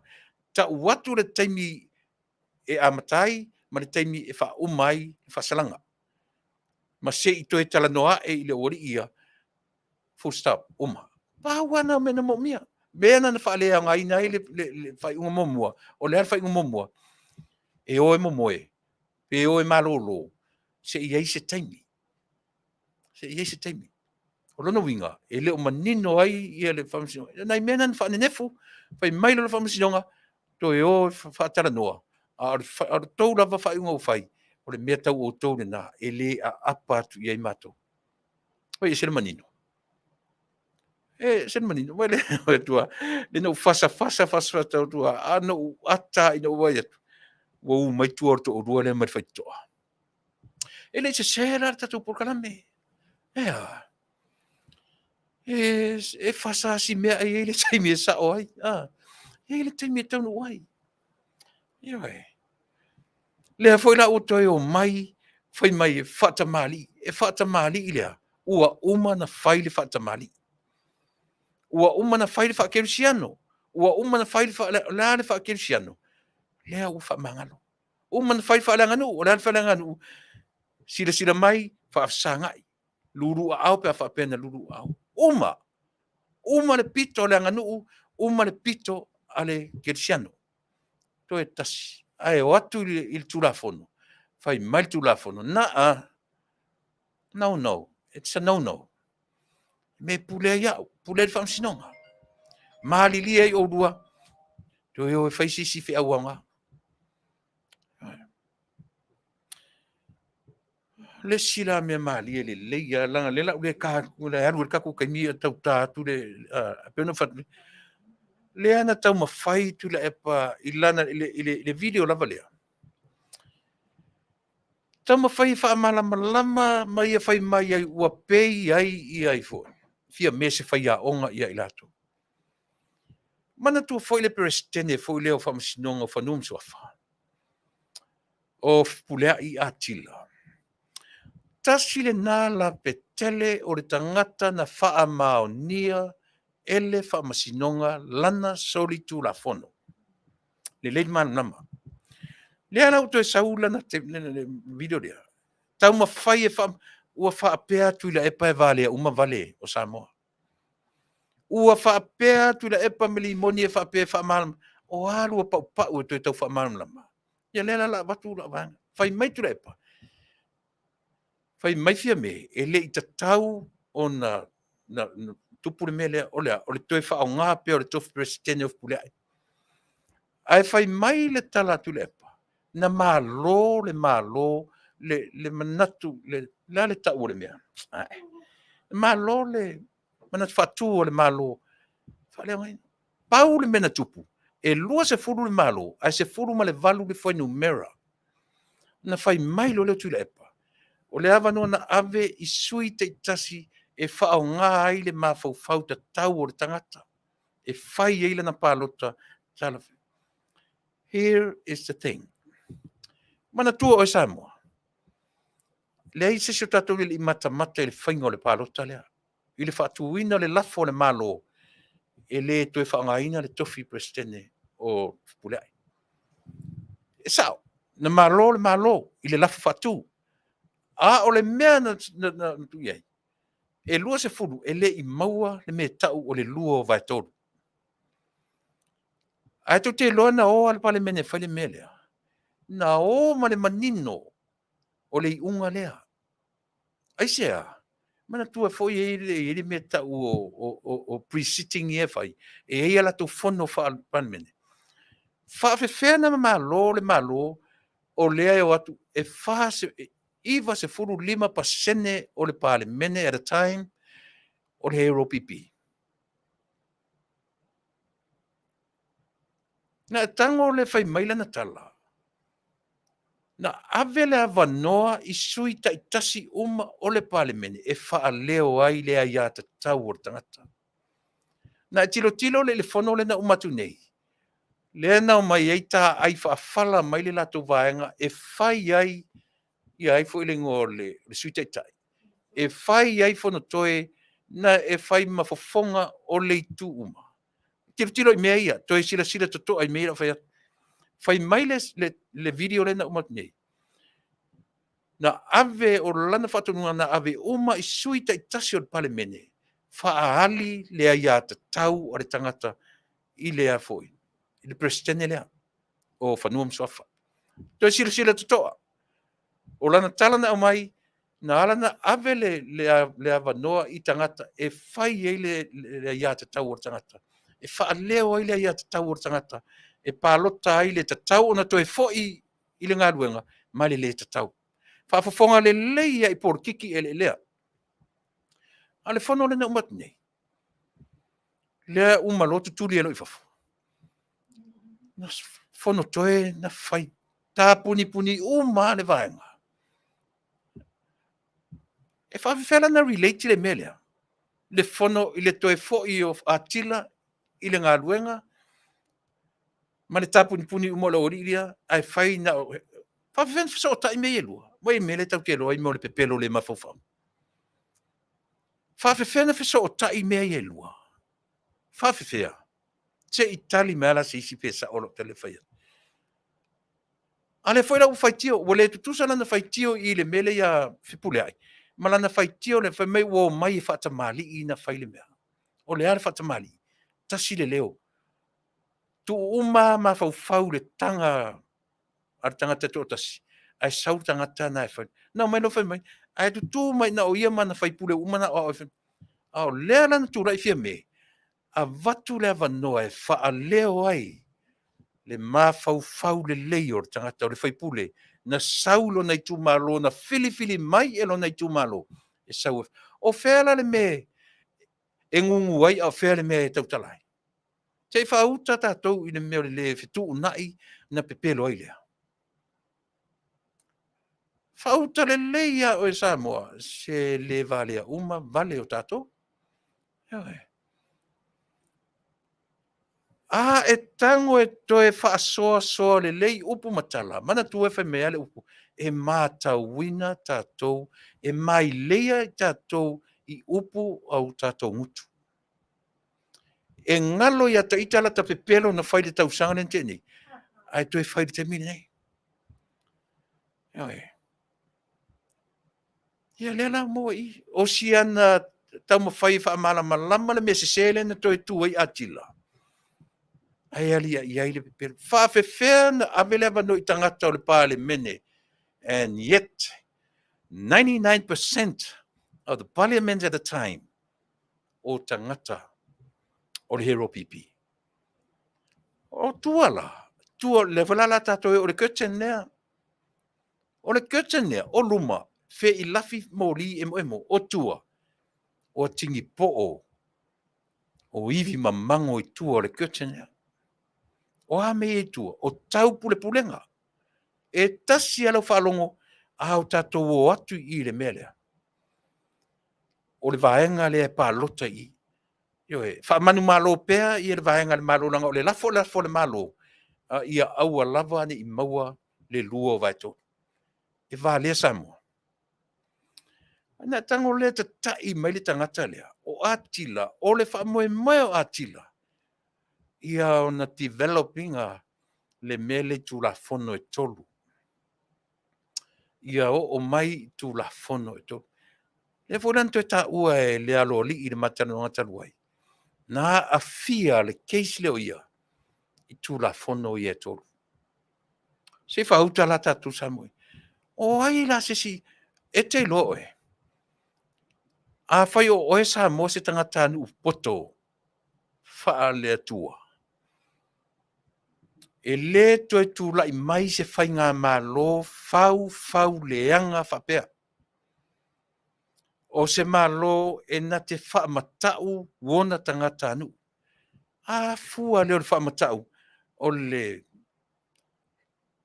criminal libel law. Fruit, one of the fruits. O le threats, o le soifua tau whaamatau o Samoa. Yeah, o le criminal libel law. E la me sa o utala. Langa fo ina ave ese matu la fono Samoa le criminal libel law. Ave ese temi to filau po aina o tele lopo o parmia na ave ese li. E vai na toi tau mawhaia au mai ilumane. O Tuilaepa. Nea malia el fina ngalo o ainga mawo o Tuilaepa. O Tuilaepa. O le tangata o lona soifua atua. O lona vaisule. He loved to give the citizen of Samoa threats. E fia whaamatau tangata Samoa. Fo leo te whai atu e le tu la fo ina. Le mea lea o fua I o le soifua tau whaamatau. O le palasi mea le tumutumu. Sasa le mea pitu sili na maulalo ma pala. O leo la. E leo tātou la. E leo le fast. E leo fia me. E leo la auli. Ai fe sili I le creator. Na whaia na ia, na whaia I tātou. O le taimi ua te tau na fe sili ai I le creator of everything. E sa apese. Ua uma le taimi, ua te tau na fesili sao. Fesili sao. A whapea ua na le whatawaina lana vaenga I le development o Samoa. Vai la. E sera me ta ure poto. E sera me ta ure ata mai whale atua. O le poto. Te mau le whale aonga. Le ala tumu sai e Tuilaepa. Ai ana ata mai whale atua. E fua I luma, fua I tua, fua I autafa, fua I lunga, fua whatamilo. E fia fo I degrees o le horizontal lea. Fia. 380? 390? 380 degrees. E le ngata le 380 degrees. Au lea. He needs to go around 380, 360. Yeah. Tolu se lau ona se 4 degrees fatamilo e ave i ele mafaufau e fua fatamilo le mafaufau. Ai vai na fo i mai a marfafono ele i po le aso ato e sau isi meleanga. Le ai se fua fatamilo. Le ai se fua i luma fua i tua. Ai se he's still in a darkness, still in a what? In a sinful nature. Ai. E ngata le fua a Tuilaepa i le 390 degrees. E le i o Tuilaepa i le me tau o le fua fatamilo sanga o le vaai faa le mafaufau. Pau ar tangata i o ola na vaai le melea. 380. O le tangata iai le ata mai faa le atua. E le o iai le tangata e iai le poto faa fale a onga. O le mena na lima taita ina e tato watunu. O le a. O le poto faa fale a onga. E a le poto faa fale a onga. E iai le taimi e stuck on you wale mea. A le was stuck. Peitai le ata mai faa le atua.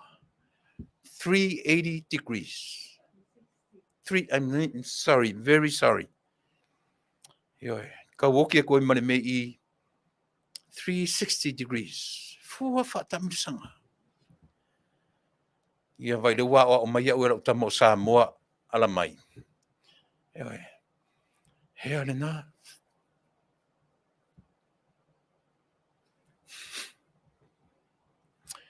$190 degrees, 360. Hea, se fautara ia. Ana ua fua fa pena e Tuilaepa. Ua leva na malolo. Ua leva a vatu fo ila. Yoi. Ne fa le tonu Tuilaepa. Toe fa le tonu i malulupo lea. So leo tātou ele fuaina I kikelisi mea kako.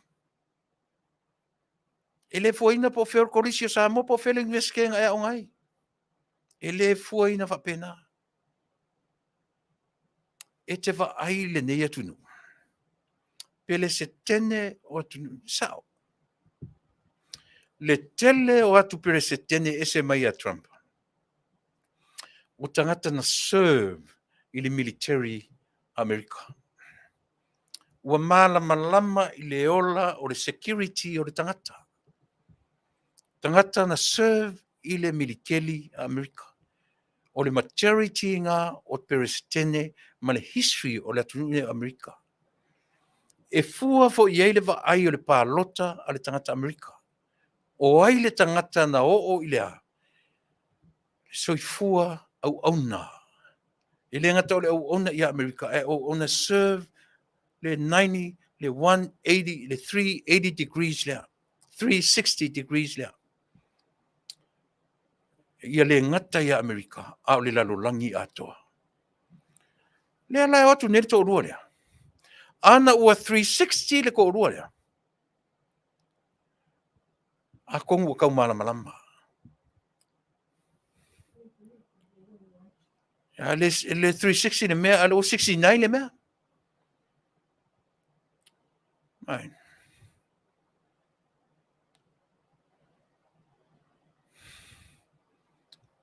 Anga ua malama I le tolu se lau ono se furu fata amilo. Me ta ure fua I luma fua I tua fua I lunga fua I au tafa fua I lalo. Ua maua se mapusanga I o la finangalo. Lenga o le mea ta ule ata mai fa le atua. O le atoanga na o le ata e tele maua I le ata mai I le poto fa le aonga. E sili atu la tangata na te maua combination lea. O le poto fa le aonga. Ma le ata mai fa le atua. Awa ana ta mai fa le atua Tuilaepa. E le tue ise la tete. E le tue o mai ai fa longo le tala le fai. E mate le malo loa I. Ai amata ina talie. Support us. E atili ai. Na tali esa pora sa le ro pipi matangata anu o Samoa. Ua tele ai le mau issues. Ua tele ai me tali ai ma newspaper, tali ai ma social media. Ta te ala ele tai au ta fia vai po le hase mea fou. A o ia foi mea. Ai ana le social media. Ai lua levana eva le fia. Api ua vere social media me mea se ku o kwa si kilo i sa mo malalangi ato. Fai aku mele si makamaka i sa mo fapalangi aku mele si makamaka i lalangi. Ai a tili ai nei loa ai. Lea. Le vai o tato. O tele mai ta watu le mele. Ana ua malosi faa le mafaufau Tuilaepa. Ai va ai le taimini nei. Fia me Tuilaepa. Fia me Tuilaepa. E se ai lunga o penga ta faa ilangi fia me. Au mai ni ana sai me whapem whapea. E sa ili ai Tuilaepa lona matanga. Au le fautuanga e vatu le tatu o nanga. Toi sila i le 360 degrees.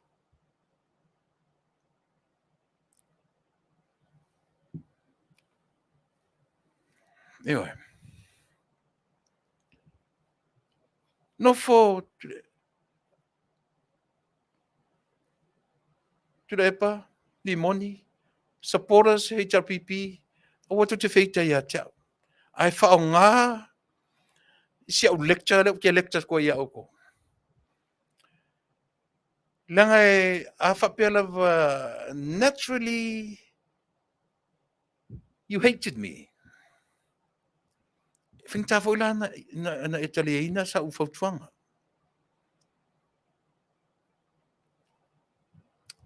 Ai a whape, e selo wita e whalongolongo mai. Ona iaile o se au ngā mo oe, e au ngā mo au, matato uma. Tātou te whiu e whai mai e te talo i le tua e whaatupur file mu. E le whaatupua e le tua file mu ia i tātou. Pe a le tausili musa tātou o na whaatupur file mu. Mai tātou te le whaatupua se file mu. O aina whaatia o e tau te whaatupua se file mu. Sila fo i le la tātou o. Tātou o ala le tusi whaava ururi lea. Tātou o i le mātai o e 5. Na lau e to ina lea le Samoa matitifa. Ala se ua nga i tonu e le ngana langa tasisi mea sia o la uvaisu le ngana. Kalama o le vai ina o le ngana e wha Samoa le upu krema. O le upu le mativa. Le vanu tana noa tuai. O ai e whai mai na o mai lungai le langi le upu mativa. God didn't even put mativa, the word mativa, straight to our tongue. No. God gave us the surroundings, the atmosphere. Tatu si o manga atoa, na o mai ele atua, le sami, lau ele, ma le vatiatia. O ina na tapena i le ngangana a Samoa. A o aina tapena le si o le atua. O le atua na au mai le island of Samoa, malona si o manga o le creation atoa na ale atua. E whaau ngā, mana tua fwere tara fwere le kinese. Na umana whai e le atua, manu whelelei, ma manu whetolofi, whai mai atamu, o anela i o le lua mta whai oi le whai ngoa Manuia. E le whai ia manu toi wha moe o rua mai e wha ngangana Manuia, ma whai ngoa Manuia. Mea patino na oe mau tangata e whai. Au mai e le atua si o manga i a te oe mau. E what o aila na whatua ngangana. The first Samoans on earth. Development. Ka koe fo i hane le upu le whakua i development. Nga development. O upu le ngana na tusina uwhaitau. You hardly understand our language, Samoan language, right from the beginning. Pe e ngumi whaasolo atoa le lalolangi le ngana Samoa mai le amtanga. Nga develop mai alea ma vai mai le ngana Samoa mai le amtanga. Ele whaingofi. Te ia oa ina tu lai mai. Ewe. Si upura leo mativa. Ole upu na fatu. Ele se upu na tuli mai ele atua ma se angelu. Ele whapea tu le angelu kapili elu tau tamo e male upu le mativa. Lele ila lo ya mali topo i lava lai di sa mo timina. Whao ngale upu mativa ila nangangana. Le ai se me whapena. Te lo o au te le te tonu te le i mea fo i e whapea ma fua mai ngangana. O te le matua pele upu i e tonga. Le tam whaisu fo ina whamatala atu. I tusi tu singa ai latou. Whapea ole whalau futa na ma fua mai i a wheo o i tonga. O te le te tonu i mena, ASEA, langa e muli nei le ngana tusi a o tala tu talinga. Ai o te tali tonu i le ngana fausia. Tau te olo i le ngana e Peru ma le tau te tamu whaisa ili ai. O le ngana na fausia. E whau mai e o ngana o ingo tangata e a fua i mea o le, mose na toa e ina i le vai. O le ingo ana rin. E a fua i mea o le si o manga. Whapena umata tu Samoa. Le mea leo te tanuan mele.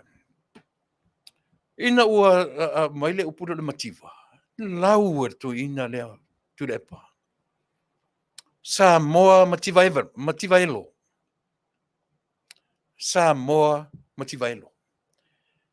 Ala ta o sangole le upura mativa ina ia mawhai o na manino ma malama. Le na uta ua ia te oe le salam o le matai o lima. Au isau tu sipa ia utalane e lese pai por study le tatou mea lea u te talanoa atu i mea ina ia mawhai o na whai ma. O le upu mativa. Ila u ta penanga mana u sa ilinga. Peno whatu, it's from me. O lau sa ilinga, mana u mea lofa, me le tua. E leo a toa ia te au. Hai tau te atu toi. O le upu mativa. E lua upu e fausia ai. Prefix and suffix. O le upu amata. E le o iai sona upu o ngata tonu o iai. O le upu mati ma le vā. Mana tua foi le upu vā lea o te talano sa otoea. O le mati ma le vā. A whaaleo la lona whaaleonga pe a upu e lua. O le mati vā. O le mati vā. Pe a fuai upu e lua lea o na whatua e whau mai e ina le upu ranga ngana alo tatou atinu. O whea sa wai le upu mati. E mau ai le upu nau mati. E sa wai le upu mati. Lea le mele tupu i le valea. Lea le mele tupu i le valea. Samoa se whamtana mai. O lea le mele tupu i le valea. Ua nau mati. Ua onge le vā. Ua leiloa e tātou. Tausi le vā tangata. O lea le me mo mia. Se toe mati le valea. Tatanunga nei le upu mativa. Fai mai lo le a mata ia le launga Yesu lungo le maunga. Ele i a mata lawa i sisi mea. Ele i a mata i se ele, pe a mata i se tangata, pe a mata i se la au, pe a mata i a Yesu, pe a mata i seiti, pe a mata i etena, pe a mata i le ai. Na a mata saoa i le anganga.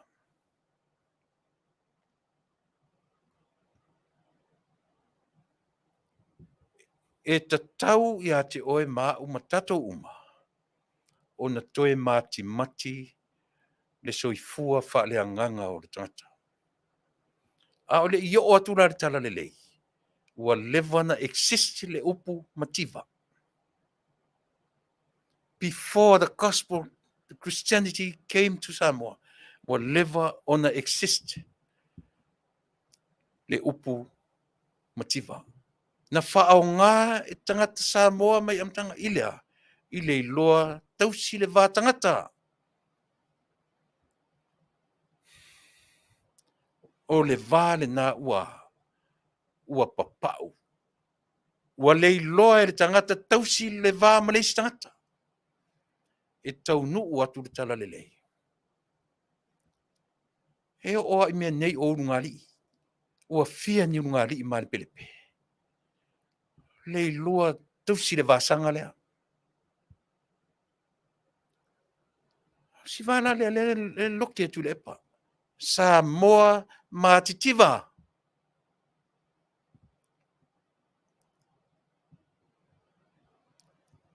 O e loa Tuilaepa tausi le valea.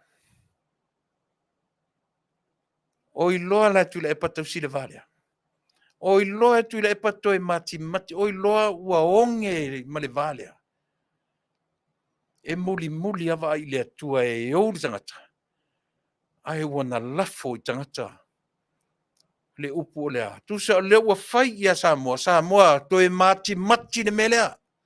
O tou e leanga ai le vā o tato. Ua tusi le lima. Ma va ai I lisi tangata.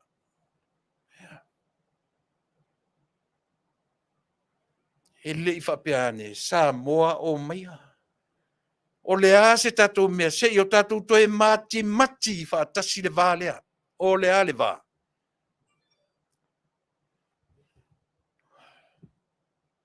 Faafia na mase sei tatou ma le tupu sili ese. O le vā urua I tatau o na toe mati le vā le nā o tatou. E Manuia ai o tatou wala o le taiala.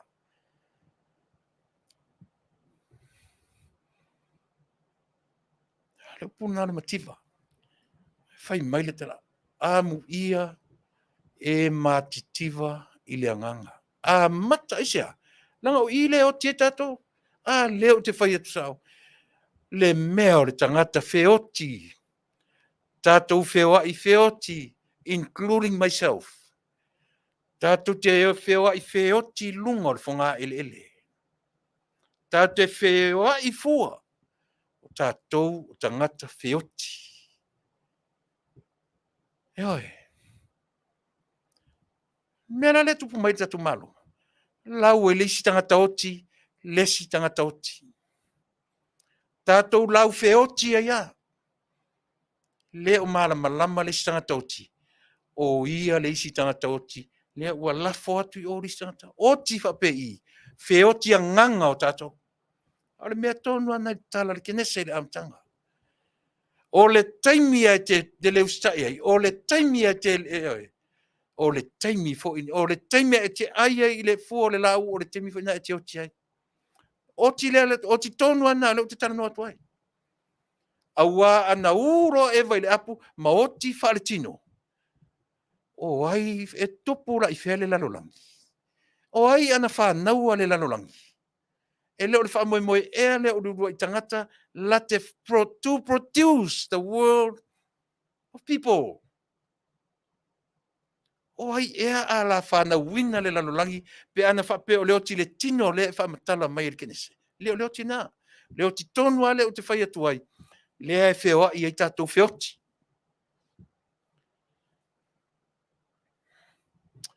E ata Tuilaepa. Pe ata amu man. O leisi tangata oti le nā o le whenei. A o popoto le malo fou I le teminei. Whaafofonga mai I le tautua mo oe I le teminei. Ia e whiarua I ola. Ia ola ia te oe Samoa. E te oti roa. O tātou tangata whioti. Ewa. Le winga tonu lava le nā o le tala le atunu ue. O tātou te popole. Tau te masani le tala fōile le whai mai. Se ua pole ua amana ia le pola I motuitua. O ana me pola I motuitua. A le ngela se whare Samoa ngā o whare pālangi. O le me whai. E ua le amana ia le whamalama e tae mai tua. E tā ua lo tātou malama I le natura o mea o le Fofogaina. Le lava ua o mai tupulanga nei, a le lava tatu mai se aua, o le tele o tanta whape mai a te au whape nua I. Ewe, tele o tanta whape, e aro lua vai mai lope o te tau ava mai. Tuilaepa, se ua te amana ia le pola e matutua, a la e sau whait palangi. Au what nila iei, o where mea I na mea te o le pola matutua. Ian tam whaino le tau apa, po o atara tatu te apa I tua. A ia manino I le suinga o le taimi ma le ola, e te soifua ma o wolai. Ewe. E whapea mai a ono sai. Ono sai leita. Le aise me le maua leita a aita o le mea elo. Le ngana e peru. O leita e le aise e senga ma le mea elo. A ise sao. A eva ai mai ne ia tau. A taita nei. Le ai ma sesi e fia tilo I o te fōringa. Le aise e senga ma le mea elo. Ana whape, e manei ala whape mai se ono sai. Awa te ita le, se mele le mawai, manei. A mea alo whai mai, ono sai. Awa te amana ia le pola e motu itua. Ioi. Ia lena. Tuilaepa marimoni. Le wu wha malama, le palota na tue tu lai mai ai, whepulea I atila tu lau le swafa. Swafa ainga. A ina tonu ale tamo whai ia Tuilaepa e whaanu numi ele mawhau Samoa. Whai mai na avele ava noi sui le parliament. Even though he knew very well the majority of the parliament at the time under him. E lalo o lana pule sa wale na whai. He knew very well. Inga ke malama le leia. O le ko a fase furu valu le nei lalo lana pule anga. E ka pungi uma pe a whai atu. Aua ni pa lota sisi. Tatu mai fese tonu le lei o le mea lea.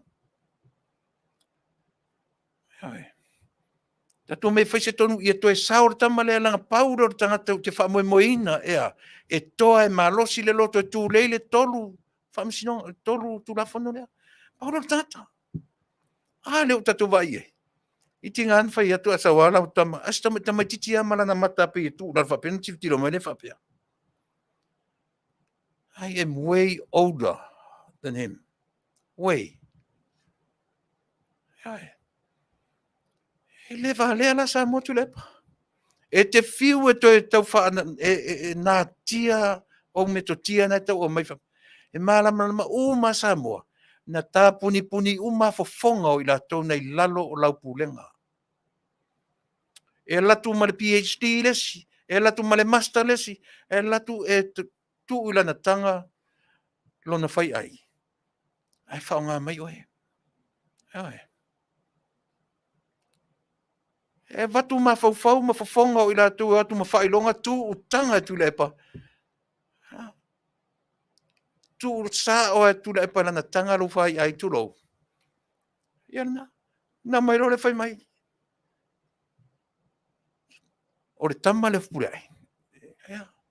Paule na o tangata e malosi e toa le loto na te tau a veina le mea lea. Whai ma perese tene. Whamsinonga whanum swafa. Tam whai ke saur tama lea. Tusa po whai matu la fono e whamaunia na sol tu la fono. Tātou o le palemene. E ese whamsinonga, ese le palemene. E se foisia tātou pulenga. Tātou tam whai saur tama lea. O le ale sau. Le tātou te lo le lei tāsi a le me whaina sui se palemia, sui se au le malo, sui se isi mea, e tāsi a le mea o lea. Le ngata o pura e toa le loto, ma le lua o vai tolu le tūla fono. E se la le whasua neas. E whe e aloa I fua whapetu le epa marimoni. E vai manino ma mea ta atia le malai le Vale Ae Samoa. Le va ai tatu por kalame. E fiu e la lafi.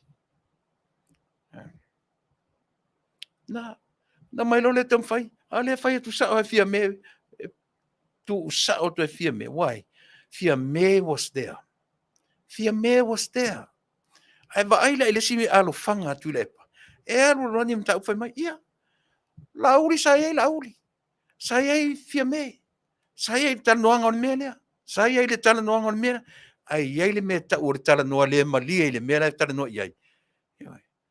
Ai au atua ia ono lea. Ma losi o le pule angare na iai. Ma losi o le mea le threatened. Mea le tau wha matau, tau wha fefe. O le lau fai mai, o alu alu o fai mai. Toi mana tua fai mai, o fea fia me. O le sa o tu wha mau o runga. E mana o latu fia me, tali atu fia me ilona fai ina leanga. E mana tua latu fia me la veai. Toi fai mai le toi tapa o fea o e fia me sa o wha tie oe. Oi a wha tie e fai mai lea. Le mai mo uma Samoa. O le tangata le whanau. Toi refresh le upu. O le tangata e le ise tama. E fia wha mawai mai. O winga lai o upu. E fia e alua o tau whetoi. La sai to tonu e le lio. Sai to tonu le tamai te pare mia. Lona winga no i oe. No fo ia to tonu aisia. Na e tau fia umala tau mawhau lalo lau pule marosi. Le fto anga ngana ia lea fo i tamari. Lea lo li. Ina ua ngana isia. Ina ua mapu sanga. Ua maua le mapu ina ua. Fai mairi whamisinonga. E sao uma oe. Papali i mali e tau mali e tua. Ma lo whamisinonga. O le teimi lo le tatala uma no tanga sa no ina. O le sa mo whaavale valeala. Pe a le manino. Mamala malama i toi whaoi oi mai a Tuilaepa e toi. Nau mai lo leo ana tamalango lango o ian whai mai. O Tuilaepa o le master. O mea tau accountant. O le master. O sawa i tingana le se economist. Au whai mai he's the only economist in Samoa. Ua tua iai. Ua tua tangata i a Tuilaepa. Wa le atua i le atua. Tau te atua lo i le atua. Tatu te tonuina lo lea o le malo o lo tūlai mai temi nei. Male mautinoa. E uma fo i temi o fia me. E ser siama pini le mena i a tau. O le muri ta ia e Samoa o la navatau. O tū maanga Amerika. O a tū maanga Amerika. E uma lo paia inga e lua le presidente. Alu ese. Pe milionea, pe le lei, e uma loa ana nofo inga e lua valu tausanga. E le toi finau mai foi se palota. E uma toa i uma. Ai ana e le atunu ana former president of America. Ta te talo ai a Samoa. Ia whapea ona whai. Uma foi la le teimi o fia me. E manino le navatau. E uma lola na poia inga muni. Pe a whai e toi tūrei. Manino Samoa. La sui foi si mawhauwhaunga. La sui foi le si mawhauwhaunga. E atia e ai Samoa. Ma wha wai ne ngā luenga tau atia e o Samoa. Le mea le au te le lopo rare tau ai. Au vaenga i lango nango ina Tuilaepa. Ua pei ana o Tuilaepa le tangata e mawhai na whaia le malo o Samoa. O le lato mawhauwhauna iai. Without him, without Tuilaepa, there is no Samoa. O le lato mawhauwhauna iai. E uma no Tuilaepa. Ka fefe e ia Samoa pe ale ai atu ne Tuilaepa. Se whawhauwhonga le Samoa. E le o ne tangata le atua. E a fia mele tula i marite Te loa le launga fia mele na launga i lunga New York. I whaatasinga a taitai o malo o whaatasi. I was and I am still proud of her. O ke proud lava. Ma lo mautinoa. E uma lola na se furu tausanga. Sistan. Uma fo ia na ia methods. Ana ia metotia.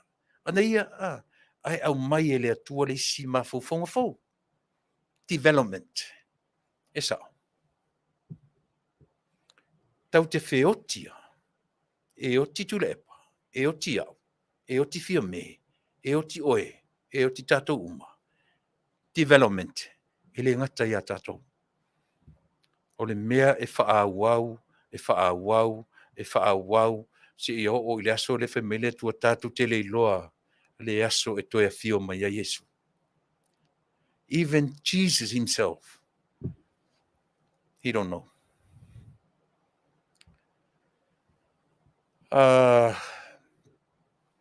Samoa.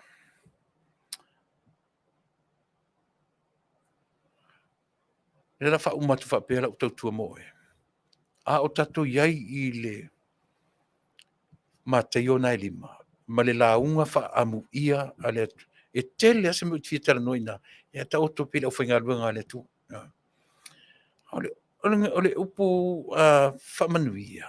A tilo ilona wha pālangi na wha pālangi. Ole bless. A ole upu I tua to le bless. Peo no whai atu wha ai longa e toru te tele ana e me whai longa. Ole whale. Ole lo filima. Malea. E sau e le ngana e Peru. E maua me e tonu yo le upu le tatu le liwa I le ngana e o mai le ngana Britania o bless ai o le fai mai tangata e le o langona e le au nga atua la tautua mo e pe fa pe e le o langona la tautala te naua ia e langona o le upu e o mai la le ngana Britania le upu o bless ai o mai le launga le Yesu le lima o whaongai le upu amu ia mena e tāua ia e saule ngana Britania no mai le upu saule upu e Peru na no tu le upu Latina no tere o ngana na no tu upu e o mai la ngana Britania le era ye le place e o mai tatunga ngana le la tatu tiro fa le si fanga ino le place o le Manuia au lona whaongaina I le tusia matayo o le amu ia. Na amu ia rola ia le launga wha amu ia. E te wha ia, e tanga whaitau. E mua lava I le anganga. O le hale upuna e watuai. E amu ia le tangata e mātitiva. E mātitiva I le anganga. O whea me tua I le anganga o tau. Samoa, o whea me tua I le anganga o tau. E tasi am tau pusirin whainta. Mela le no tana no so le mita o le loto, ma le mafau.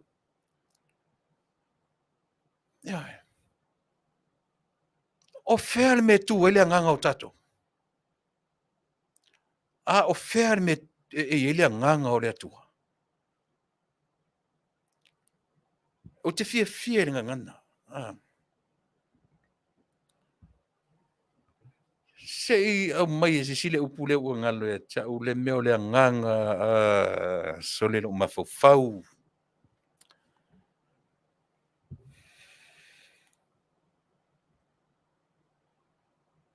Ale upu. Ia, te I tue mantua staimi. Ai, o le launga wha ia le a Yesu lunga le maunga. E a matai le mena, amu ia e mātitiva.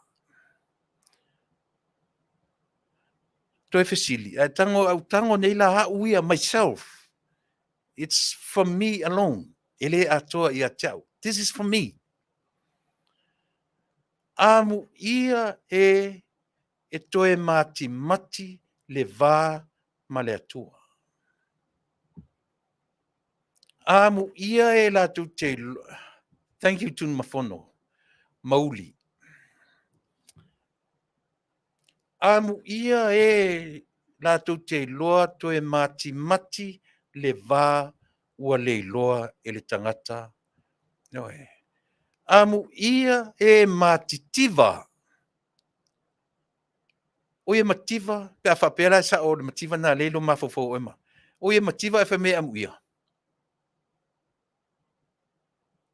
E matitiva e whamei manuia. E taua ia nei mea, e whamei tusi. E ala ona wha amu ia le mea tatou. Olo tatou tam whai e mati le vā. Taimi uma.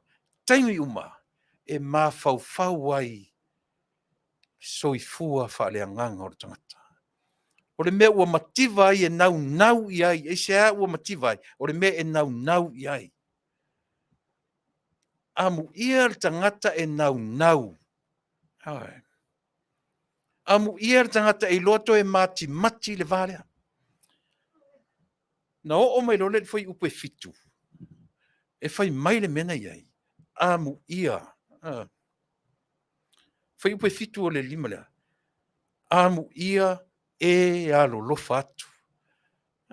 Mata uri no timu atu le siwai teimi le upu manuia. Me sau le upu manuia. E fai mai le fitu. Amu ia e alo lofa atu. O manu o le atua o iati o e mau. O lona wha moe. E le ngata i a ta ua matutonu o ta whaitutoa. E le ngata i a ta ua. Ta te le whaputua manu o le atua. Ai whai maile, amu ia e alo lofa atu. Awa e alo lofa ina mai i lato. E kau contradict lan mele man me fole le tala isu. Awa tu te alo lofa atu. Ina ua alo lofa ina mai o tau. Whangatai o nai mea ia tau te tala noa ai. Ai o le tā ua le Samoa le mea o te fia ia i mea ia. Amu ia e alo lofa atu. Awa e alo lofa ina mai i lato. E leo lato la e alofa ina i lato. E taui e le atua le tangata e alofa atu. Langa tatu te whapelo e alo lofa mai tangata ina ua tatu. E contradict e fete e nai maritala le aisu. Aua tu te alo lofa ina ua alo lofa ina mai o tau. E fete e nai e ina le melea. A o ai le tangata e lofa ina i tatu. Pe a alo lofa ta. E alofa nia i tatu e le atua. Pe au tatu loa alo lofa isi tangata. Pe au tatu loa. Ave le manu o le atua o manuia ai o e mau. E manuia ai isi tangata. Whaumat whapenara tau tua moe. Samoa, o tau o mai e lango ina. Au tau watama mai. Ave se tau upu alofa. I le taitai i le tuangai. Ave se tau upu alofa. O le a le upu alofa. Ia, o le nā. Toe sila totoa. Toe sa le fafau. Toe fetu na i muni au. O upu ia. O upu whaalea onga whaalea tua. E tele maua i se whalea onga whaalpoto masau le taimi nei.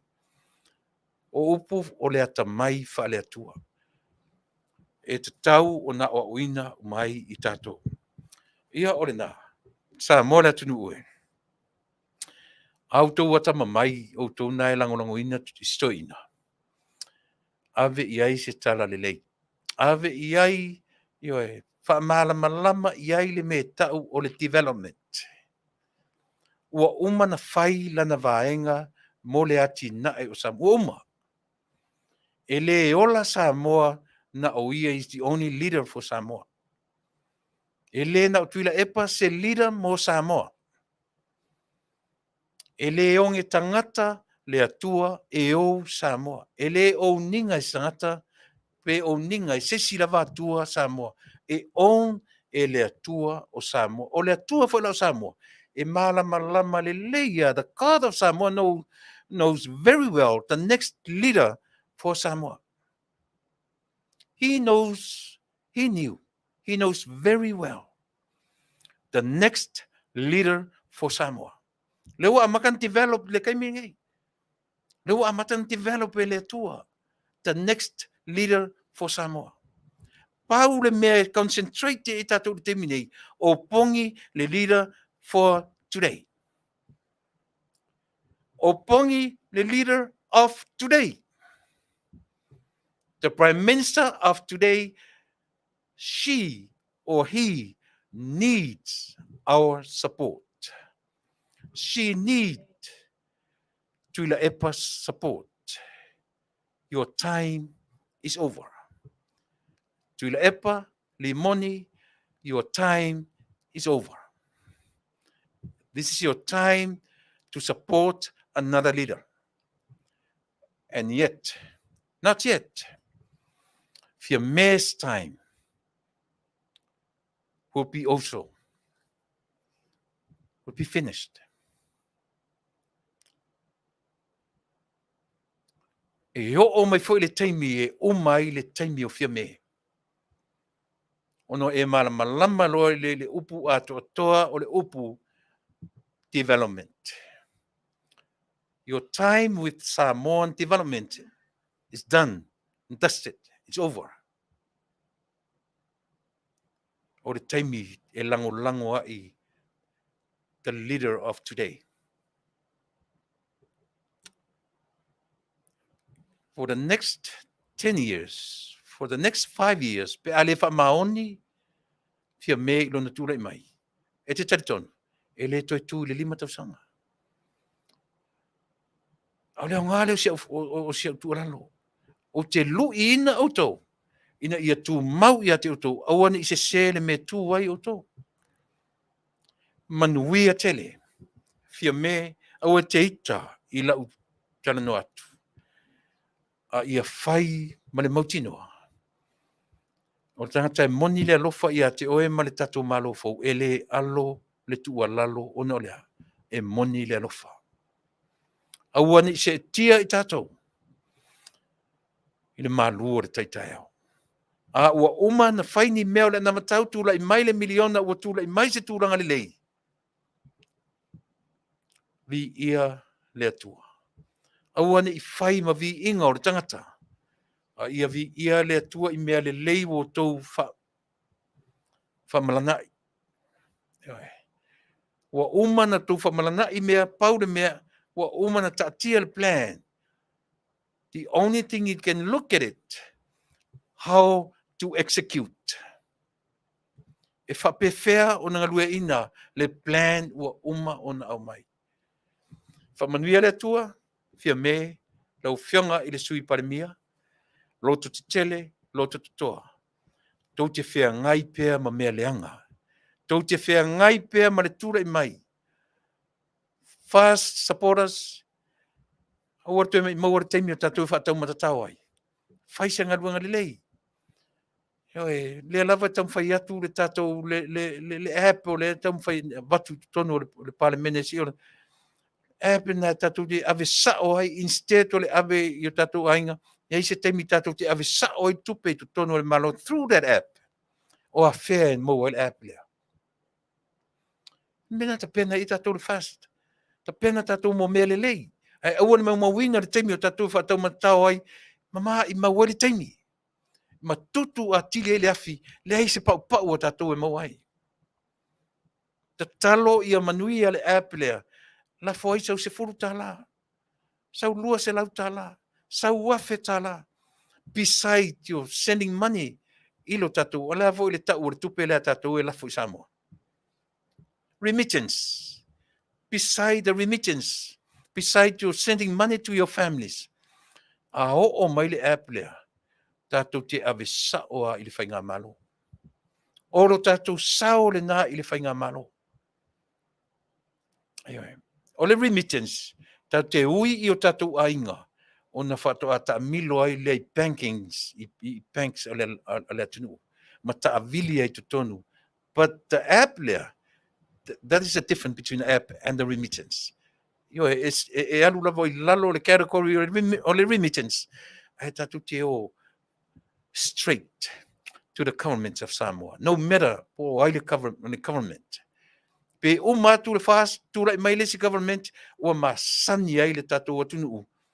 Tātou te alolofa ia Samoa malana whainga malo. Ia tātou talo ia vave o mai le app pe o na tarusangaina. Ai mortemi nei. O tai ao le tātou asfarile le tātou porklai masani ia o le sa afir whai o. O le aso to na i o le asau nei. E ulu whai le tātou e kalesia lea lana mea whengaluanga lea o lana ministry lana le tio ia le kalesia o ua o le tiu fofonga o le tai au fou e whakasai UCC e o ai tonu le pulenga e o i Samoa i Malua.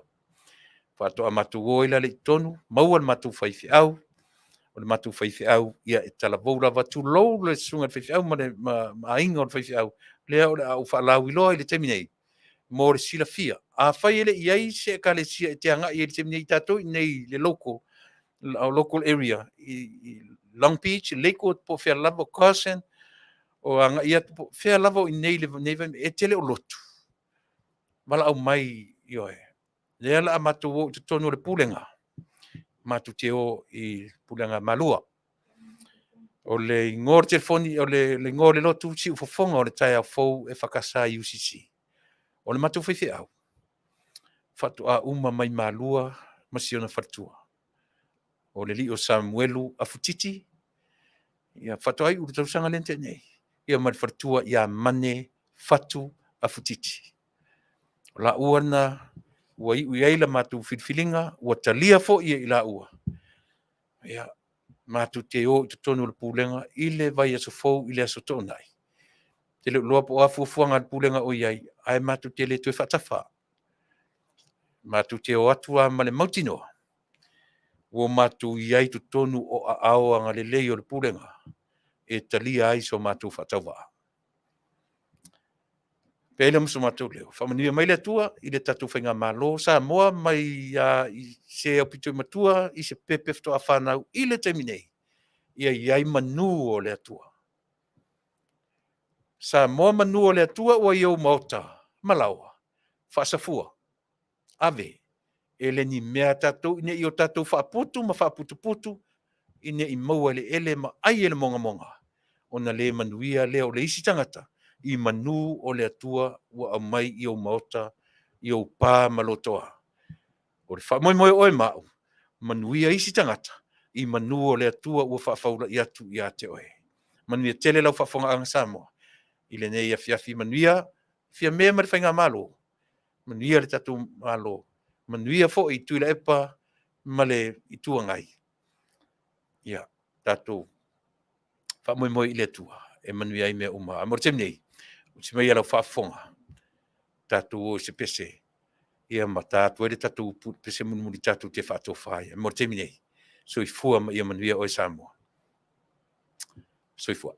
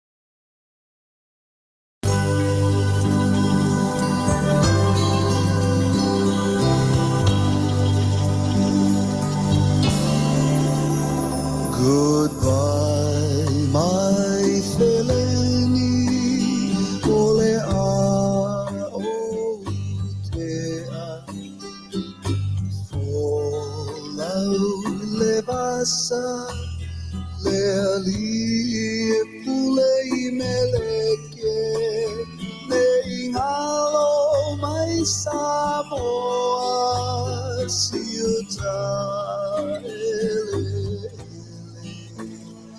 ai mana tua mai pea leau pasese. Oh, I'll never will forget you. Samoa ne ingaloa tu.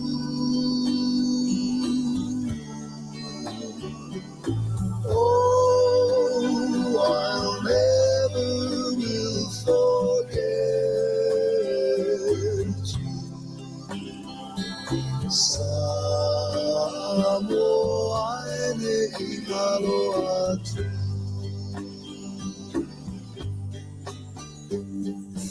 Fonga mai Samoa sei fai atu olau fatu sai ei ole susana e so